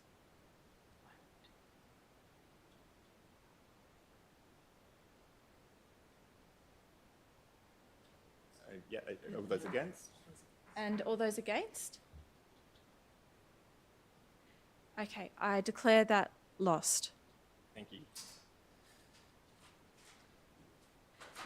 Okay, we'll now move on to the substantive motion, and I believe Councillor Miles had a question. I just want to clarify something because I might have got lost, so please correct me if I'm... But I thought Friends of ALU Community Committee, I thought I was stepping aside for Councillor Sevenson, but now I see Councillor Porford there, so I'm just checking if that's correct.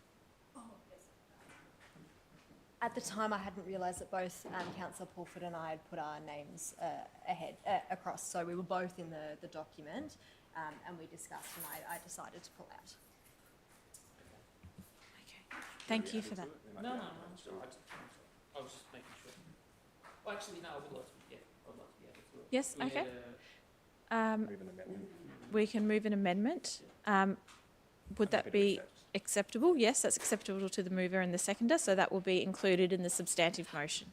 Mayor, sorry, can I clarify, what is the amendment? Is the amendment to replace the name of Councillor Pulford with Councillor Miles, or...? Well, I won't accept it if you want to replace me, but if you wanted to add your name, I'll accept that. Can we just check that it is possible for us to have multiple reps on that committee? Can we just take a moment? Through you, Mayor. Council has, for a number of terms, had one rep on that committee, but as a committee shared with Hume City Council, they have, for a number of years, had 2 reps. So we believe it's possible for Council to have 2 reps. If you're happy to be in it with me. Yeah, so I'm happy to add Councillor Miles to that. Thank you. So I think I've spoken to the motion. Yes. And you have. Okay, if there's no further amendments, we'll put the substantive motion to the vote. All those in favour? All those against? I declare that carried. We'll now move on to the contract variation. RFT 2024-7, retaining wall reconstruction, Greenbank Crescent, Pascoe Vale South. Is there a mover for this motion? Councillor Bolton, is there a seconder? Councillor Abood. Councillor Bolton, do you wish to speak? I'd just like to say the residents in this area will be, well, maybe not ecstatic because they've gone through a huge amount of grief in this area, but they'll be ecstatic that the council is proposing to issue a contract to fix this retaining wall where there's been a sunken road. So I think I'm absolutely very happy that we're moving ahead with this work. Thank you, Councillor Bolton. Councillor Abood.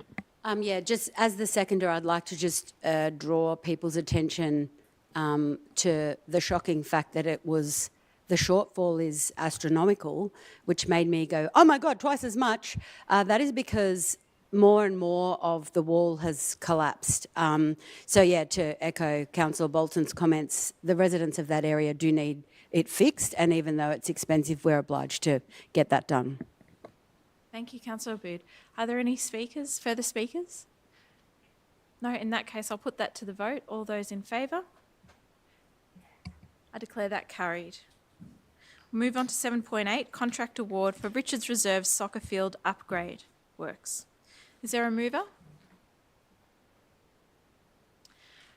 Councillor Theodosis, thank you. Is there a seconder?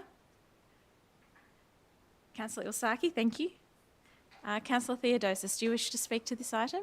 No, you'll take it as read. Councillor Ilsaki? Thank you, Councillor Ilsaki. Are there any speakers in relation to this item? If there are no speakers, I'll put that to the vote. All those in favour? I declare that carried. We'll now move on to 7.9, contract award for Shore Reserve Pavilion upgrades. Is there a councillor who wishes to move this motion? Councillor Abood. Is there a second? Councillor Iwasaki, thank you. Councillor Abood, do you wish to speak? I think it's fair for me to say that I know how much this means to Councillor Yildiz as well, but it gives me great pride to move this motion, and I know you've waited a long time. The club is going from strength to strength. They have a brand new committee who deserve this, who've stepped into the void to volunteer their time and energy, which is how clubs are successful.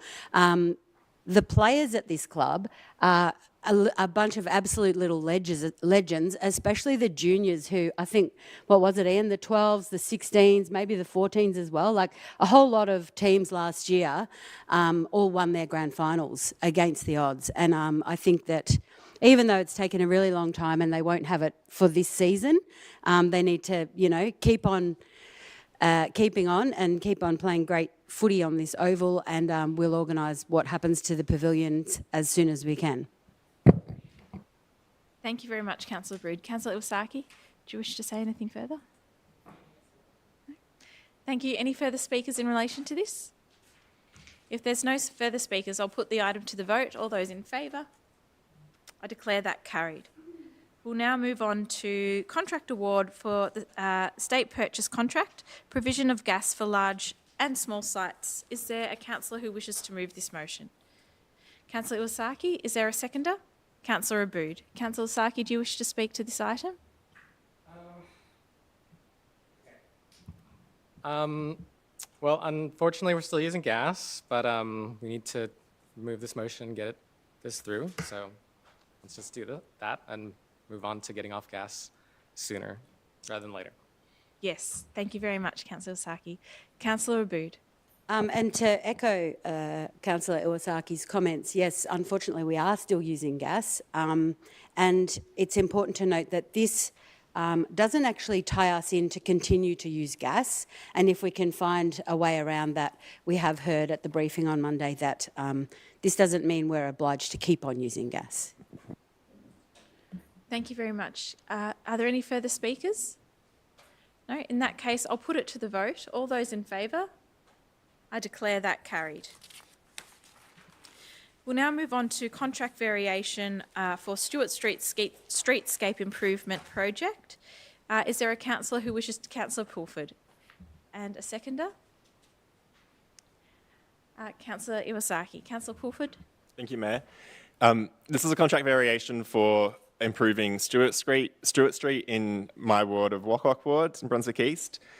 Council's already been getting on with the work. We passed the, I think we passed the contract back in May in the previous term, but as the works have been going on, they found a lot of really hard rock underneath the roads, and basically it's taking a lot of effort, a lot of people power, and I guess machine power to break up those rocks and get rid of them. So unfortunately, it's going to be more expensive than we thought. That's why we have this contract variation. The actual project will create a new accessible pathway through the series and beyond to the Merri Creek Trail, and it also will help provide traffic calming to the street to improve safety and make it a bit more beautiful. There's going to be some trees planted along there too, so that'll help with cooling and with shade and for native wildlife too. So it's a good project, and unfortunately sometimes, or actually often as we experience as an inner city council, once you start digging you find things you didn't expect. Usually it's people made, like train tracks or vats of chemicals, but this time it was rock. So yeah, happy to support this and keen for the works to be finished. Thanks very much, Councillor Pulford. Councillor Iwasaki? Nothing further? Okay, if there's no further speakers, I'll put that to the vote. All those in favour? I declare that carried. We now have 7.12, Contract Award Project Management Tool Replacement. Is there a councillor who wishes to move this report? Councillor Pulford, thank you. Is there a seconder? Councillor Bolton. Councillor Pulford? This is just to help our staff manage all the various projects that they do. I imagine, as I mentioned earlier, that council's embarking on a whole systems change operation. So I imagine this will either be a roundup in there or it might be separate. But yeah, important for council officers to be able to do the work that we've set them. Thank you. Councillor Bolton, do you wish to add anything? To do work, you need tools. Yes. So we absolutely need to proceed with this. Important contribution. Thank you very much, Councillor Bolton. I'll put that to the vote, councillors. All those in favour? I declare that carried. We'll move on to 7.13, Contract Award for Managed Network Infrastructure and Services. Is there a councillor who wishes to move this item? Councillor Abood. And do we have a seconder? Councillor Pulford. Just to draw people's attention to the fact that this is a company we've been dealing with for a very long time. They've changed their name, and that just to the deep importance of us having network connections. All of this and being able to have questioners from outside of the room and everything else, it's a massive piece of work and I'm glad that it's above my head. Thank you. Councillor Pulford. No, nothing further. I'll put that to the vote, councillors. All those in favour? I declare that carried. We'll now move on to amendment contract for the supplier install and maintenance of gym equipment. Is there a councillor, Councillor Abood, and Councillor Bolton to second? Councillor Abood? Everybody who hangs out at the leisure centre, you know who you are, usually at about 6 o'clock before the day begins, and that's great for your mental health. This is for you. Councillor Bolton? Nothing further. Thank you very much. All those in favour? I declare that carried. Now we have notices of motion for tonight, and the first notice of motion is Councillor Bolton's notice of motion, phase out gas in council pools. Councillor Bolton. Now, I sent around, maybe I didn't send to all of the governance officers, a slightly expanded motion. Yeah, great. So the slightly expanded motion is that council receives a report in March which outlines a plan to shift council swimming pools away from gas and to renewable energy for heating. The report would outline which pools still use gas for heating, how much they use, and a timeline for shifting these pools off gas to renewable energy. Thank you, Councillor Bolton. And the seconder is Councillor Iwasaki. Councillor Bolton, do you wish to speak further? Yes, I think this is a really important motion. Council has been signed up to a plan for zero carbon moorland or zero carbon Merri-bek now for a long time. Council's recognised climate emergency and has involved itself in a whole lot of programs around renewable energy, and council itself has moved off electricity based on coal, but has moved to renewable energy as part of a consortium with other councils. So the biggest source of greenhouse gas emissions from council's operations is the gas boilers that heat our pools. And this has been something I've been banging on about for a long time, a very long time. I was very upset that a gas boiler was put in the Oak Park facility when it was built, so it's quite a new facility, or relatively new facility, and we put a gas boiler in there. Last time I looked, gas was a fossil fuel. So I think we need a timeline for how we're going to move our other swimming pools off gas, because we need to have credibility with the broader community that we're moving off fossil fuel in order to persuade other people to move off fossil fuel. I understand there are some practical issues around space at Brunswick Bars, but I think we have to basically start working on a plan for how we're going to do it, rather than just wait for the next leisure centre redevelopment. There are also issues. I know Councillor Boud's got concerns about maybe how we can sort of use renewable energy to heat one of the pools at Coburg Outdoor Olympic Pool. And I think we do need to look at those issues as well, Coburg Olympic as well as Pascoe Vale. But we really need to shift our existing pools off gas if we're going to be fair dinkum about zero carbon Merri-bek. Thank you, Councillor Bolton. Councillor Iwasaki? Thank you. Yeah, I wanted to support everything that Sue just mentioned and note that Merri-bek has been a leader in climate change and getting off fossil fuels, so removing this significant source of carbon will go a major way towards net zero emissions. It should also be noted that natural gas has often been thought of as a lower carbon energy transition from coal. But I'd like to point out recent research published just in October by Professor of Ecology and Environmental Biology, Dr. Howarth at Cornell University. I'm happy to send that around. That shows that liquefied natural gas actually has higher lifetime carbon net emissions than coal when the energy costs of storage and transport are factored in. Australia is the largest exporter of LNG, mostly without royalties paid to the public for a public resource, I should add. So this is just a reminder that natural gas can be just as bad, if not worse, than coal in terms of carbon emissions. And yeah, thank you. Thank you very much, Councillor Saki.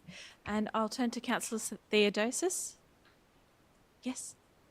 I would also like to speak in support of the motion and look forward to reading Council's report on how we can transition to zero carbon pools in our municipality and move towards a cleaner, more sustainable and renewable future. As we head into summer and the days get hotter, it's important that Council continues to invest in our pools more broadly so that the community can have a space to cool down and be with friends or family during the hot weather, and making sure that they are fit for purpose and environmentally sustainable. Wonderful. Thank you very much, Councillor Theodosis. Councillor Aboud. Yeah, I'd like to commend Councillor Bolton's motion. I do understand that phasing out gas is something that has been on the agenda for Council for some time, and that we do have strong environmental credentials, and I think it's one of the places where we always agree in this room. And personally, my gas meter at home was removed in 2017 and we've transitioned our restaurant off gas late last year. But I do also understand that even though it's a noble goal, it's quite expensive for people to transition off gas. And I think that while we wait for people to be empowered to do that in their own lives, because gas is going to keep getting more and more expensive, with the rate dollar, we are obliged to do what we can so that people in the community are not obliged to be forking out for a great big gas bill so that we can swim in warm water. Referring to Councillor Bolton's comments about me and the Coburg pool, I do think that there is potentially an opportunity to look at heating some of the outdoor pools, but I don't think that should happen with gas, and I think that it falls into a different conversation. So, but I commend this motion. Thank you. Thank you very much, Councillor Aboud. Are there any further speakers? In that case, I'll put the motion to the vote. All those in favour? I declare that carried. It is. Yes, we will record that as unanimous. Thank you, Councillor Bolton. And now we have Councillor Aboud's motion, planning for baseball and softball at Parker Reserve in North Coburg. Yes. Thank you. Thank you. Shall I still read the motion? Yes, please. That Council resolves to receive a report at the March 2025 meeting on the scope, costs, engagement, requirements and timelines to prepare a plan for Parker Reserve that considers how the current and future needs of baseball and softball could be accommodated and supported. And thank you, Councillor Bolton, for seconding the notice of motion. It is in your ward. I want to acknowledge that, even though we do all speak to all of the wards. I'd like to just clarify something that was a bone of contention for me and a few people in the community about a potential conflict of interest. I am a member of this baseball club.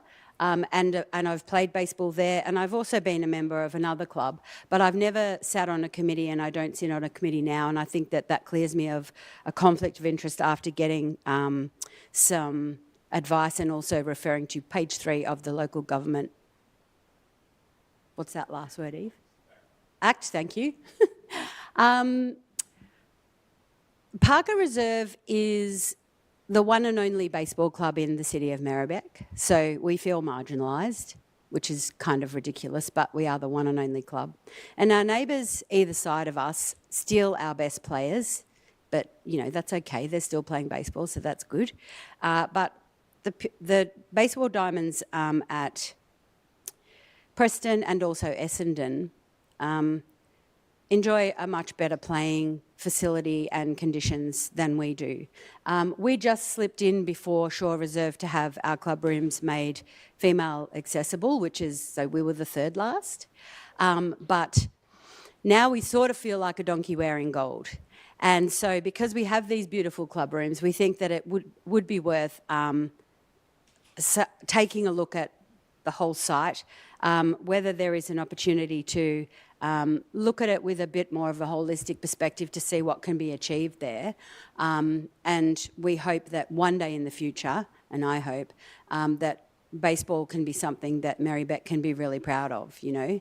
The under 12s and I think under 18s just got through to the World Cup, the Australian teams, you know. Baseball is something that people are talking about again, and it's huge in other areas of the city. So I hope that the councillors in the chamber will understand that the words there just say receive a report on what a plan might look like and not actually spend a crazy amount of money on it. But if we could just start to have a look at what this might look like and inviting softball to come down to the club and, you know, use the diamond to rehearse, to practice on and train on. Thanks. Thanks very much. Councillor Bolton?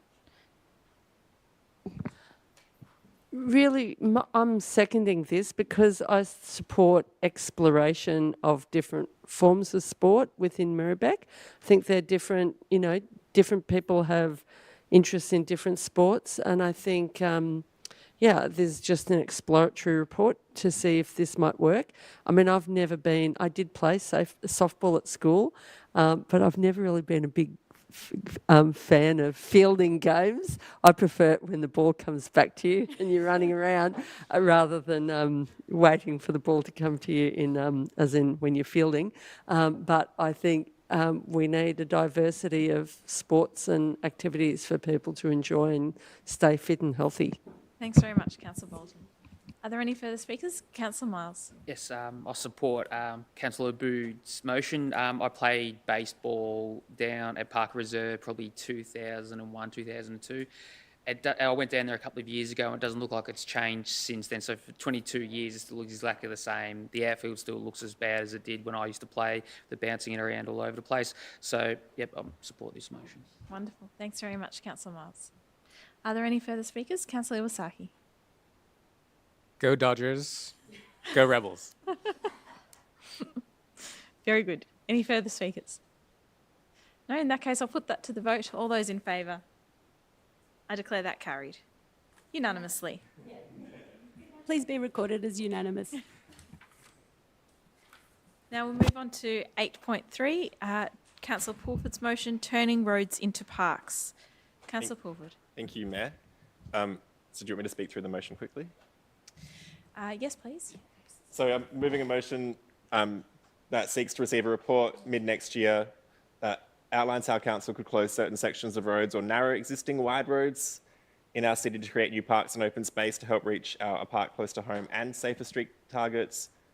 The report should include potential locations this may be possible in Merri-bek, informed by relevant council teams and interested groups and residents, and is also informed by the other councils and agencies' experiences of closing roads to turn into parks or open spaces. Thank you, Councillor Pulford. Do we have a seconder? Councillor Irvin. Thank you, Councillor Pulford. Thank you, Mayor.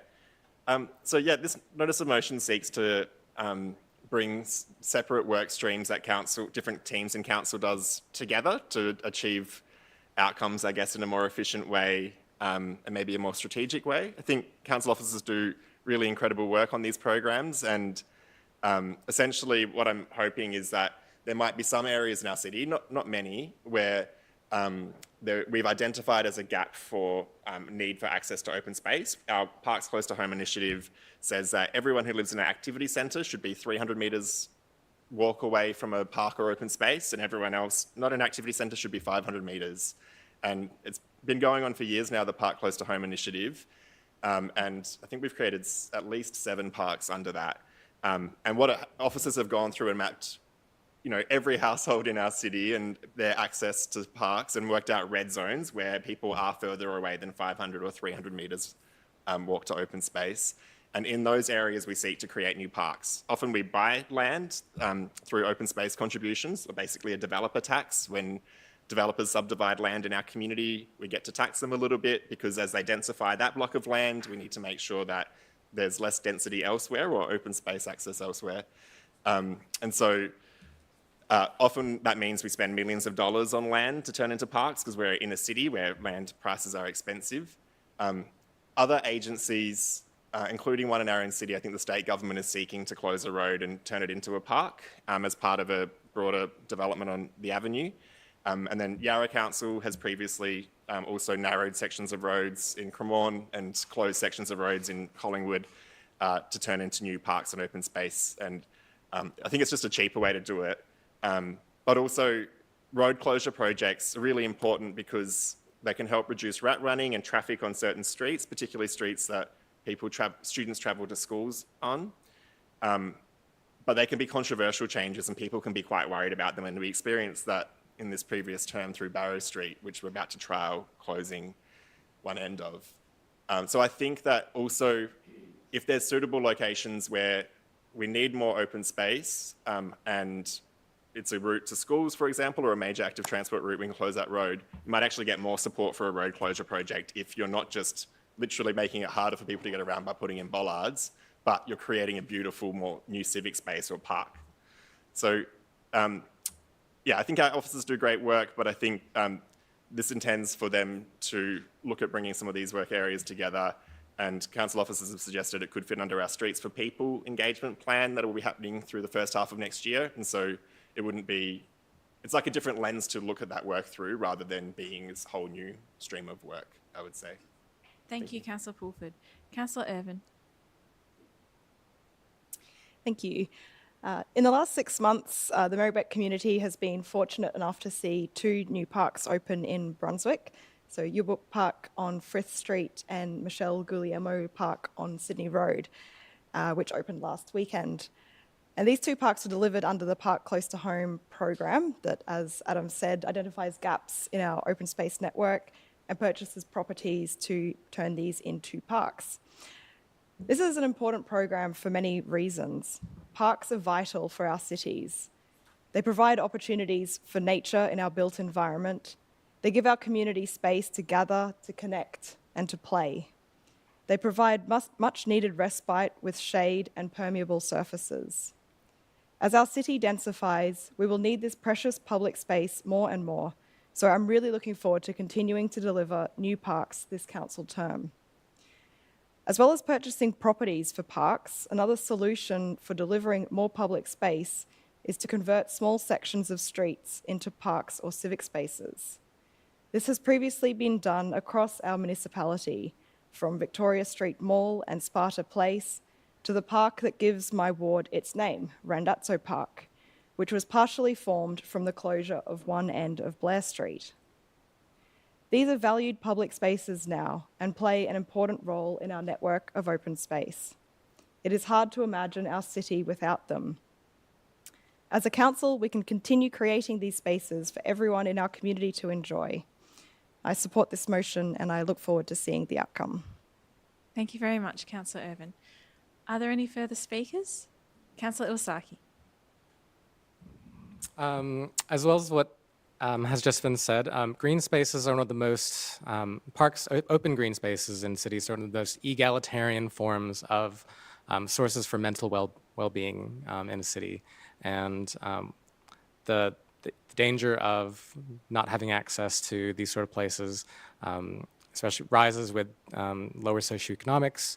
So across Merri-bek, we need to make green spaces as accessible and close to as many people as possible, just as a human right. Thank you. Thanks very much, Councillor Saki. Councillor Abood. I do absolutely support the notice of motion and commend Councillor Pulford and Councillor Irvin for moving it. But I want to also say to the community that this kind of thing doesn't happen without deep community consultation, and people don't need to be really overly concerned about, you know, your road is not going to be closed so that I could ride my bike down it. It's a different thing. It's an opportunity to reapply. Well, it's actually calling for a report about this. We're not deciding anything now, but it's actually an opportunity to reapply scenarios that we did see during the COVID lockdown, where little pocket parks happened, and some of those were taken away, and there was, you know, a little bit of regret that had to happen that way. So I think that this is important for us to sort of understand what could possibly happen, and just sort of walk towards better outcomes for all of us to meet up outside our homes in more and more, you know, open space. That's the way we do that. Thank you, Councillor Abood. Councillor Miles. Yeah, I'd like to talk against the motion. Is that the right time to speak? Yes. As a current cyclist and former competitive cyclist, one of the most dangerous times on the road is where you have traffic calming motions, where it actually makes the road tighter. So as you're riding down the street, suddenly you run out of space. And in the perfect world, cars would wait and give you way. But we don't live in a perfect world. So one of my concerns is that once you make streets tighter, you actually make active transport more dangerous, because there's less room on the streets for cars to overtake cyclists in a safe way. One of my other concerns is that the council, we need to look at the effect on the whole of Merri-bek, not just a few people. We have a lot of older people living in this area, and as we spoke earlier today, we spoke about people having heart attacks and need to be defibrillated. My concern is, I know we're only looking at a few roads, but if anyone is having a heart attack or a stroke, the ability for emergency services to get to that house as quickly as possible is so important. And my concern is that for one little sort of tokenistic park that someone doesn't get taken care of properly and ends up either passing away or being in hospital for far longer than they need to. So I really do, I know we're only looking at the feasibility of doing this, but I do really have some concerns about blocking roads. It might work down further south, it might work, but further north you get, the ability for people to travel around is just not there, and blocking roads would just make their life harder. Thank you, Councillor Miles. Are there any further speakers? Councillor Bolton? I think Councillor Miles makes some very fair points. I do have some of those concerns myself, but I'm going to support the motion. The critical thing is that there has to be really great consultation, as Councillor Abood says, because I think this will work in certain areas and it won't work in other areas. So I'm against the idea. I thought I did hear informally someone mention something about a target of so many road closures a year or whatever. I'm totally against that.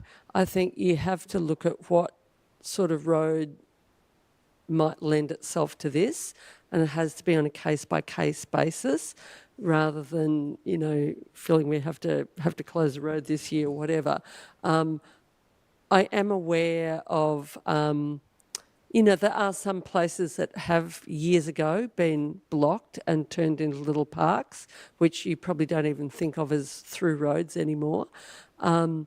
And I am familiar with that one in Loyola Avenue, which is very tiny, but I think that works because there's a lot of trees, so there's a lot of shade, which welcomes people to sit. But I'm also aware of other areas where this just would not work, and I think Councillor Miles has a valid point with that. So I'm happy because he's calling for a report with recommendations of where might be suitable, but I think there needs to be plenty of consultation about any actual proposals for particular road closures, because I really think this is a case-by-case scenario. Thank you, Councillor Bolton. Are there any further speakers? Do I have my right of reply? Yes. Thank you, councillors, for the debate and discussion. I'm surprised that some councillors aren't keen to even look at this.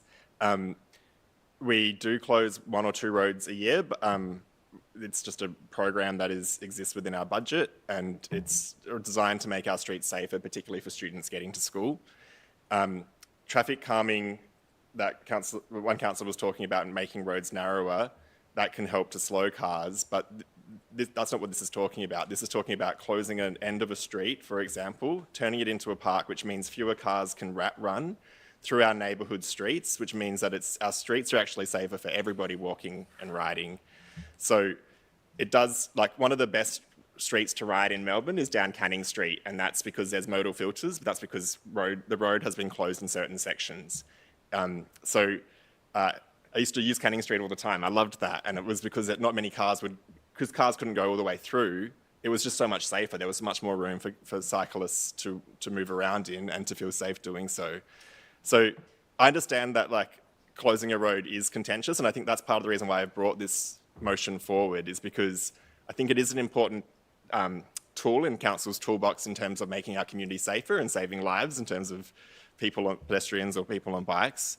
But also, like I said, they can be contentious, but if you're not just losing quick access to your home, you're getting a beautiful new park, you're more likely to support that. And also, it's really good to have more open space and green space in our community where you can plant more trees and create more shade and space for wildlife.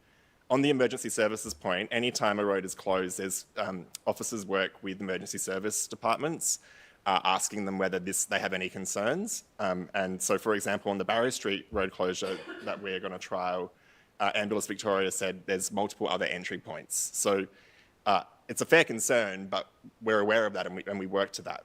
So I hope councillors support this motion. Thank you, Councillor Pulford.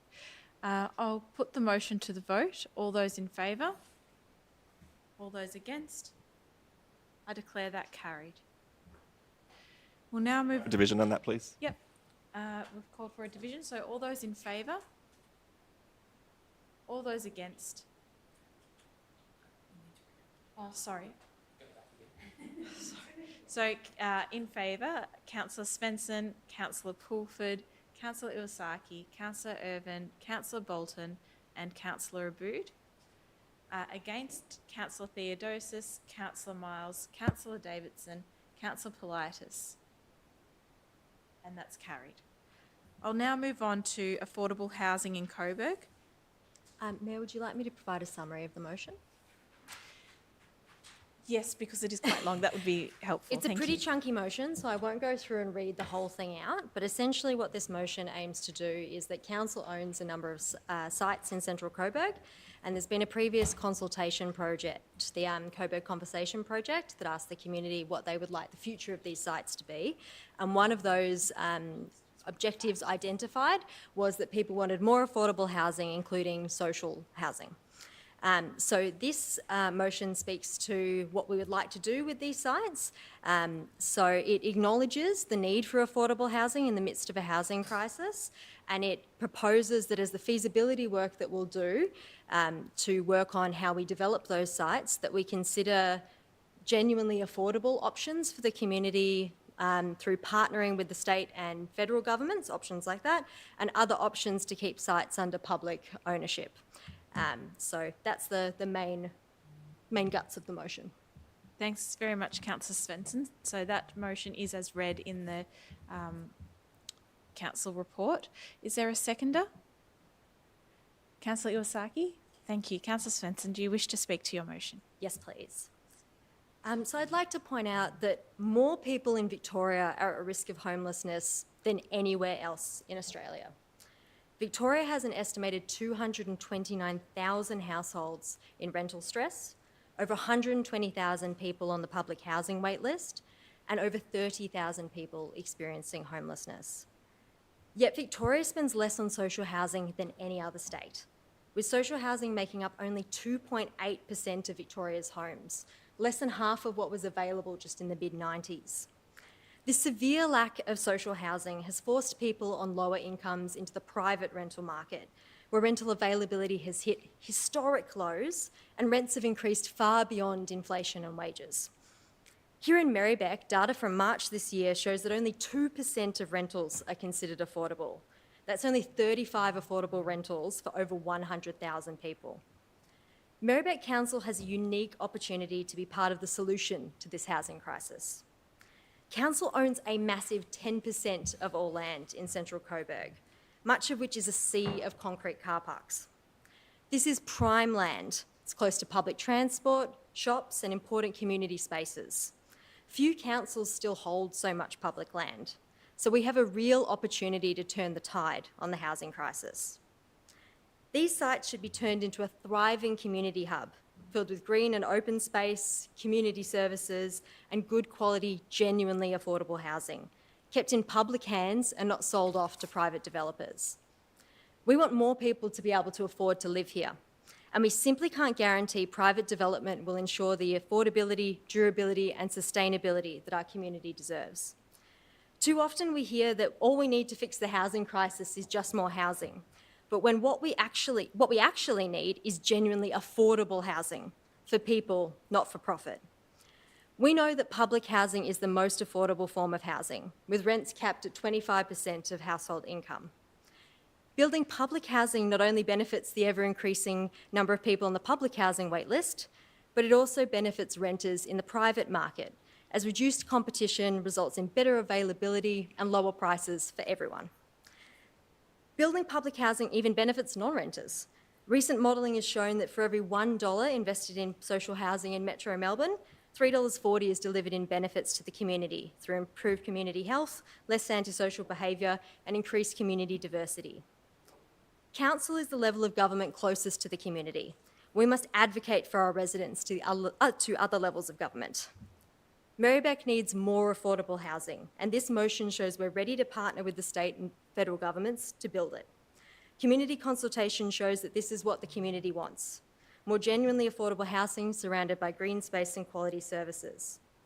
Council bought this land with public money to benefit the local community for decades to come. Let's honour that commitment to our community and ensure that everybody gets to benefit, not just those who can afford it. Thank you very much, Councillor Svensson. Councillor Iwasaki, do you wish to also speak? Councillor Svensson has spoken extremely in-depth and eloquently on this topic, so I'm happy to let her words carry. Thank you very much, Councillor Iwasaki. Are there any... Yes, Councillor Bolton? So in point 5, it's very small, so I'm surely it'll be accepted. At the end of the second line, to include the word social and before affordable housing.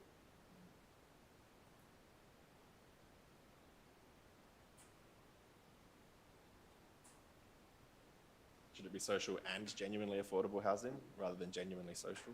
Oh yes, yeah, could be that way.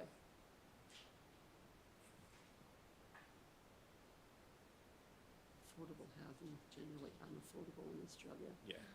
Yes. When I speak about genuinely affordable housing, I think what we're referring to is forms like social housing. So I think that's important to change.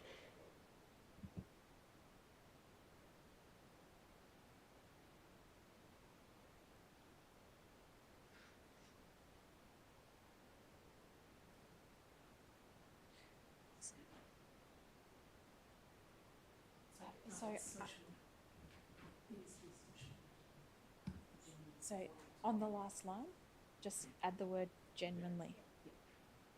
Yeah. Yes, so Councillor Svensson, is that acceptable? And Councillor Saki? Yes, thank you, Councillor Bolton. Are there any further speakers?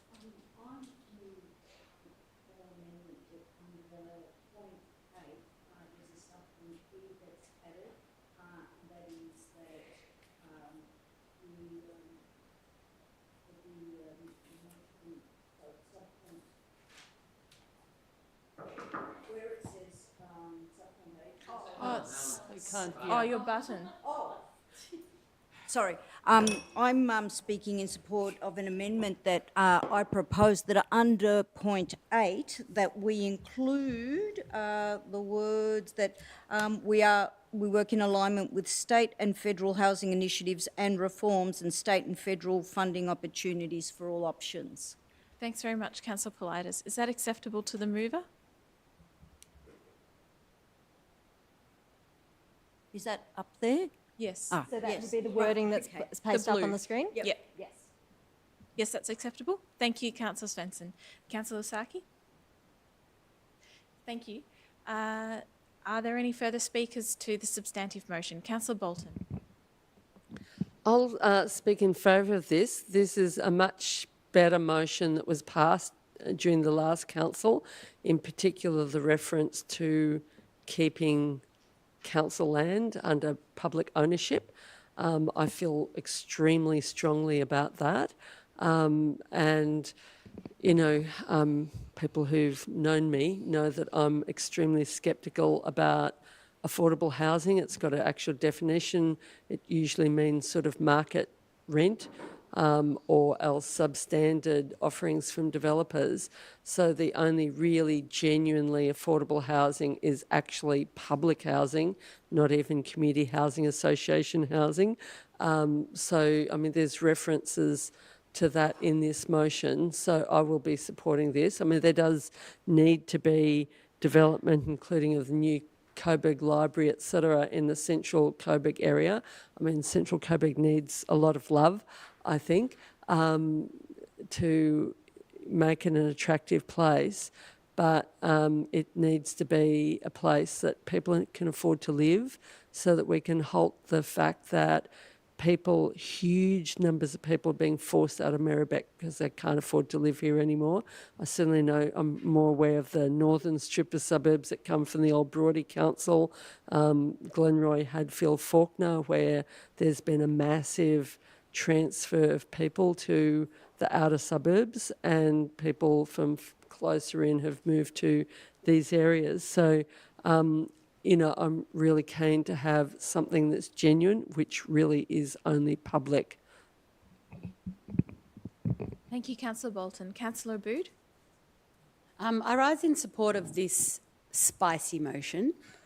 It's big and it is spicy, and I want to also commend the councillors that I have the privilege of being elected with to remember that all of us agree that we need more housing. That was something that resonated in our dialogues about this, but also being able to just take the time to have conversations with each other and get to the right place with this long and spicy motion. Thank you, Councillor Abood. Are there any further speakers? In that case, I'll put it to the vote. All those in favour? I declare that carried unanimously. Thank you, Councillor Svensson. We'll record it as such. We'll now move on to notices of rescission, as that concludes the notices of motion. There are no notices of rescission, and there are no... are there any foreshadowed items that councillors wish to raise that may be of subject of a notice of motion for the next council meeting? If there are none, we'll now move on to urgent business.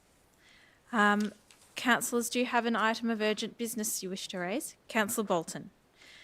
Thank you, Councillor Bolton. Can you briefly describe the issue or nature of your intended item of urgent business? We don't need to hear the motion, but just a brief summary of your intended action. Okay, I just mislaid the motion.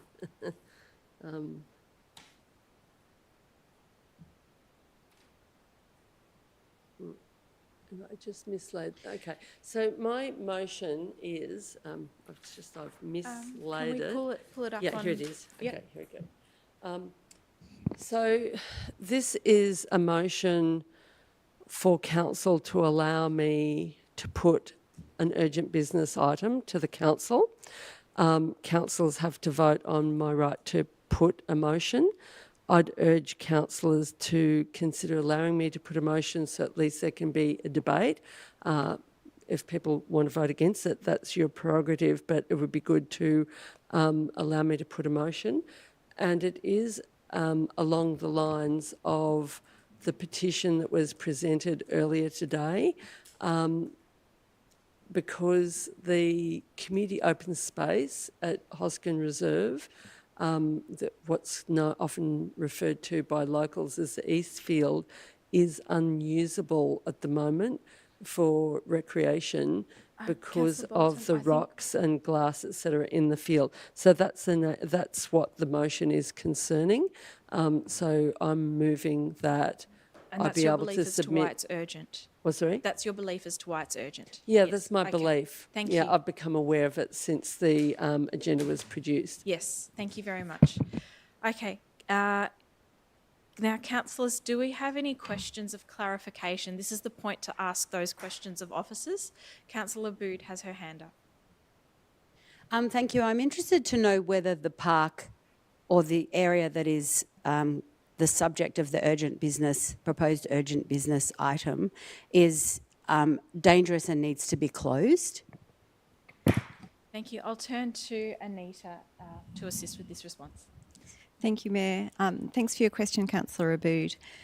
So the park currently has some fencing that has been put in place around the areas that have the most have had the most rock and glass, and those areas have been cleared by staff, but they are also areas that require some topsoil and reseeding to occur. So we have fenced those areas off in order to allow those works to happen so that the grass can establish without being trampled on.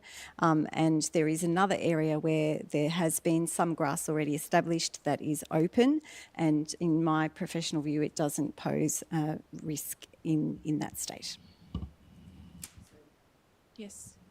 Sorry, just to clarify, the area that is being considered is actually already off limits to the public anyhow. It's my understanding that the majority of the area that is being discussed is off limits. The other area, which is part of the former East Field, so it's actually got two parts to it, and one part of that area is open, but that area has had a lot less material when the officers did their walk recently, and we believe that, and there have been no pieces of asbestos identified through that process, and so we believe that it is acceptable. Thank you. Councillor Miles. I've just got a question for council officers. When they've gone through and they've done the emu walk, if you will, I think that's the right word, did they find modern day fibro sheeting at all? Did they find anything that would resemble modern, this is my background in trade, is that there's modern day fibro sheeting looks like asbestos, breaks like asbestos, everything is asbestos but doesn't have asbestos in it. So I'm just wondering, when they've gone through and picked stuff up, have they found anything that would resemble modern day fibro sheeting? And thank you, Councillor Miles. The park itself has had some pieces of, some fragments that have been identified in recent months that could be asbestos containing, and so those have been tested and those have been found not to be asbestos containing. When the staff did the walk on the 5th of December, those staff have had refresher training in recent times on visual identification of asbestos, and that includes the type of material that you just described, Councillor, and the advice to me was that they did not identify those types of fragments in that walk on the 5th of December. They did identify rocks and glass and removed those, but they did not encounter things that would have caused them to stop work and get someone in to remove and test fragments. Thank you very much. Are there any further questions of clarification? Councillor Bolton. Now, I haven't been to Hosken Reserve the last few days, so unless a fence has gone up around the East Field, then it is it's an open area. I am aware of certainly Mark, who came to present the petition to council, other residents as well, but predominantly Mark, have collected material, because it's not just asbestos, it's rocks and glass as well, since that walkthrough was done. Now, residents definitely don't want the fences to stay up around the soccer pitch, the north field, because that is totally suitable for the public. There haven't been any findings like that. It's a nice grassy area, but it means that the inability of people to use the east field for walking their dogs, etc., could potentially cause conflicts because people are now using the north field, which is nice and grassy without any rocks and glass or potentially. Sorry, Councillor Bolton, are asbestos. you asking a sorry. question of So clarification? I guess I'm not aware of there being a fence around East Field. Can't conceptualise where there's a fence. So the question is there a fence around the eastern field? Anita? So, Councillor, in an email that I sent out today, I actually included an aerial photo that showed the areas that are fenced now. And if you perhaps can picture when it used to be an oval and there was a circular area that now has a footpath right through the middle of the east field, that area to the west of the footpath is now fenced, but the area to the east of the footpath is not. Is that number 4? Yes. Thank you. That's not what people have told me today. It's sort of unfenced. Okay, that's the fencing area that is currently around the field. I'd still like to proceed with my urgent motion, though. Okay. If there are no further questions of clarification, Councillors, governance rules contains a two-step process for urgent business. Councillor Bolton has outlined the background to the request for this meeting to receive an item of urgent business. A motion needs to be considered by this meeting to decide whether to receive Councillor Bolton's item of urgent business.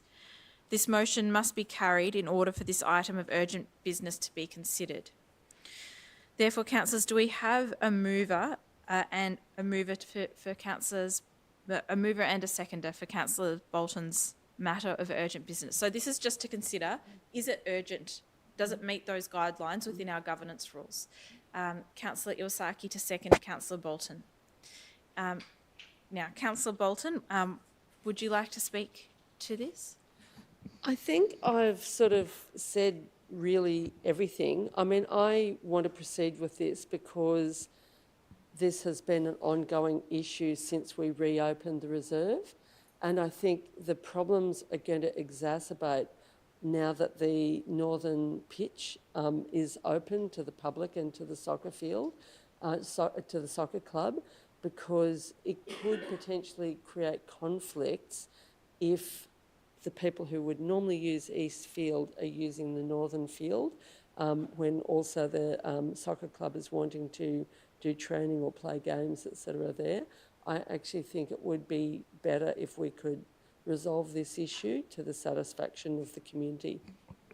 Thank you. Councillor Iwasaki? We've gone back and forth about the asbestos issue, and there's been analysis done that's not likely to be asbestos, but with the history and the secondary issues, I think Councillor Bolton has a good point that the community needs to be made comfortable with how things are going in regards to the maintenance and upkeep, and it'd be good just to get a resolution because it's seemingly like people have a lot of concerns. So.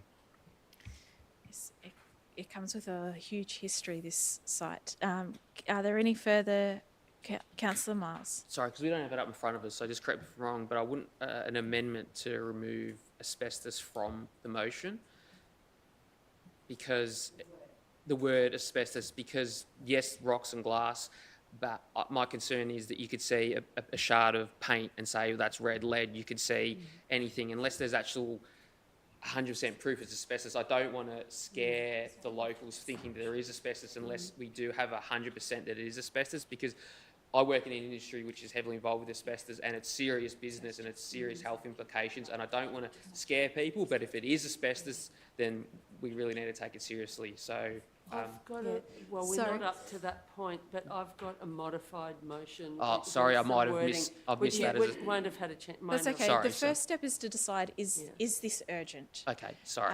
Yep. Councillor Abood. Thank you, Mayor Davidson. It's getting late in the night.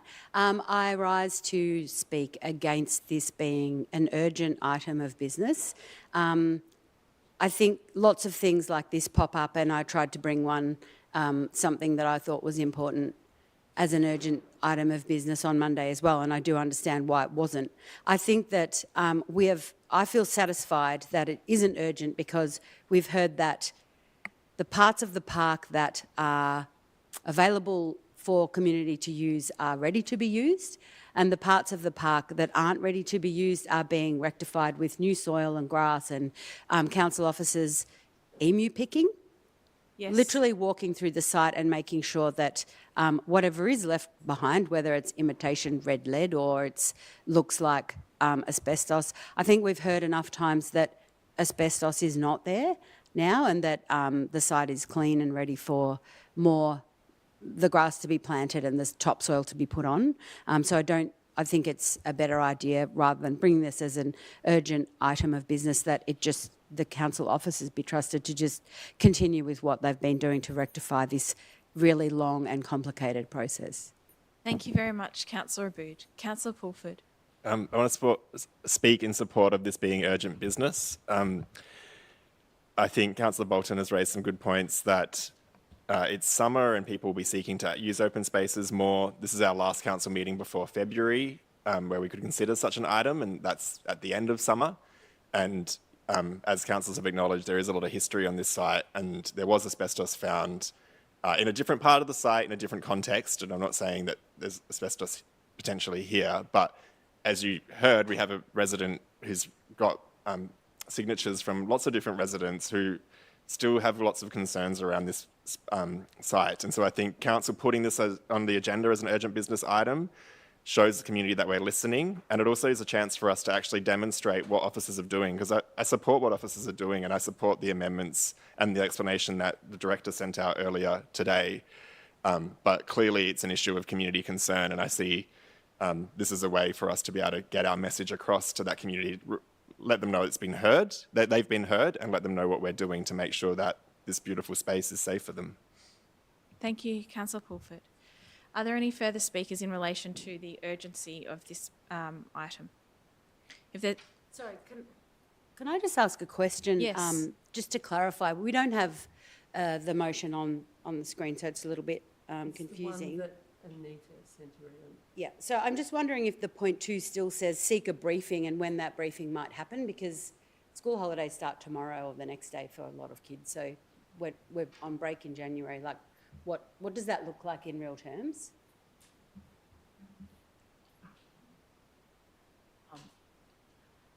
Through you, Mayor, if the item of urgency is admitted and if the motion is debated and is carried, then I think probably in these circumstances we'd ask councillors, when do you want the briefing, and try and arrange it for a time that works for councillors. Thank you. Thank you. Okay, we'll put that to the vote. All those in favour of the item's urgency, and then we can talk about the substantive if it is approved. So all those in favour? All those against? I declare that carried. Okay, Councillor Bolton, do you wish to speak to the substantive? Yes, I would. And I sent around a slightly reworded one, which was the rewording was recommended by Director of Infrastructure.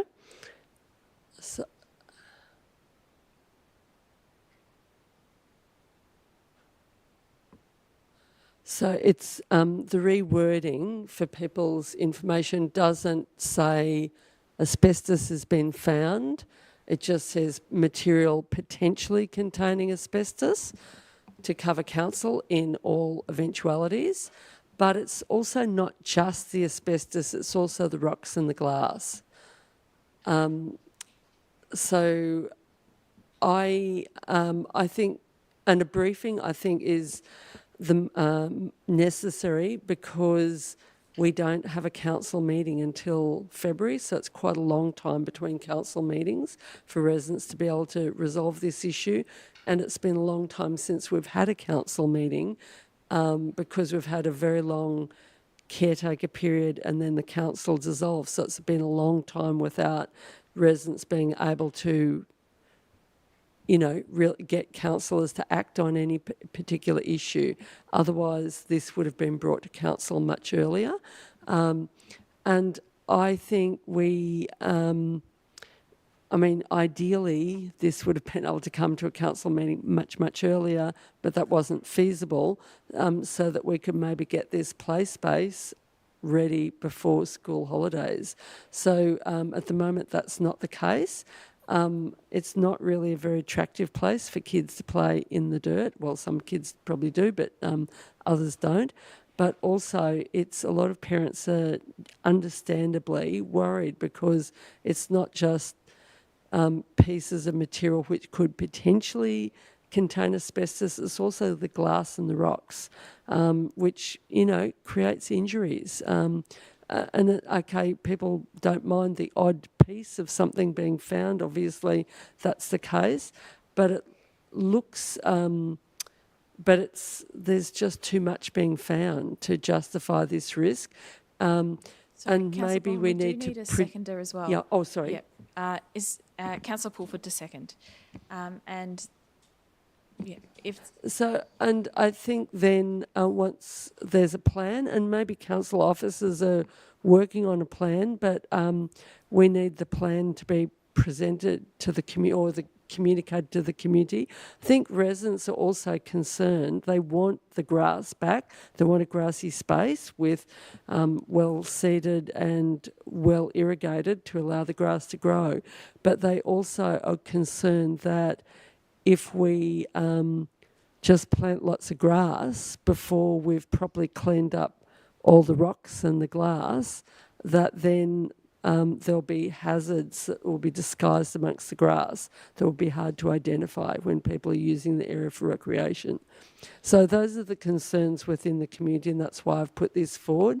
And if there's work already being done, we can communicate that to residents, but I think, the fact that risky material has been found since the council workers, had that extensive collection of material from that part of the reserve indicates that there's still problems because the community shouldn't be finding lots of stuff still. Thank you, Councillor Bolton. Councillor Pulford. I don't have anything further to add. I think Councillor Bolton summed it up and I talked briefly about it. Thank you, Councillor Pulford. Are there any further speakers? Councillor Abood. I'm just wondering if Councillor Bolton feels satisfied that notify the community about what is being done is not specific enough. We'll know because we'll be at the briefing, and we don't have a council meeting until February, which you've outlined. And this is something that seems to be for at least the 65 signatories of the petition, something that has been absolutely torturous for a really long time. So I think that if this is going to happen, rather than it being a red herring and we hear what is going on there, it needs to be something that has actually some meaningful communication with these concerned people about their park.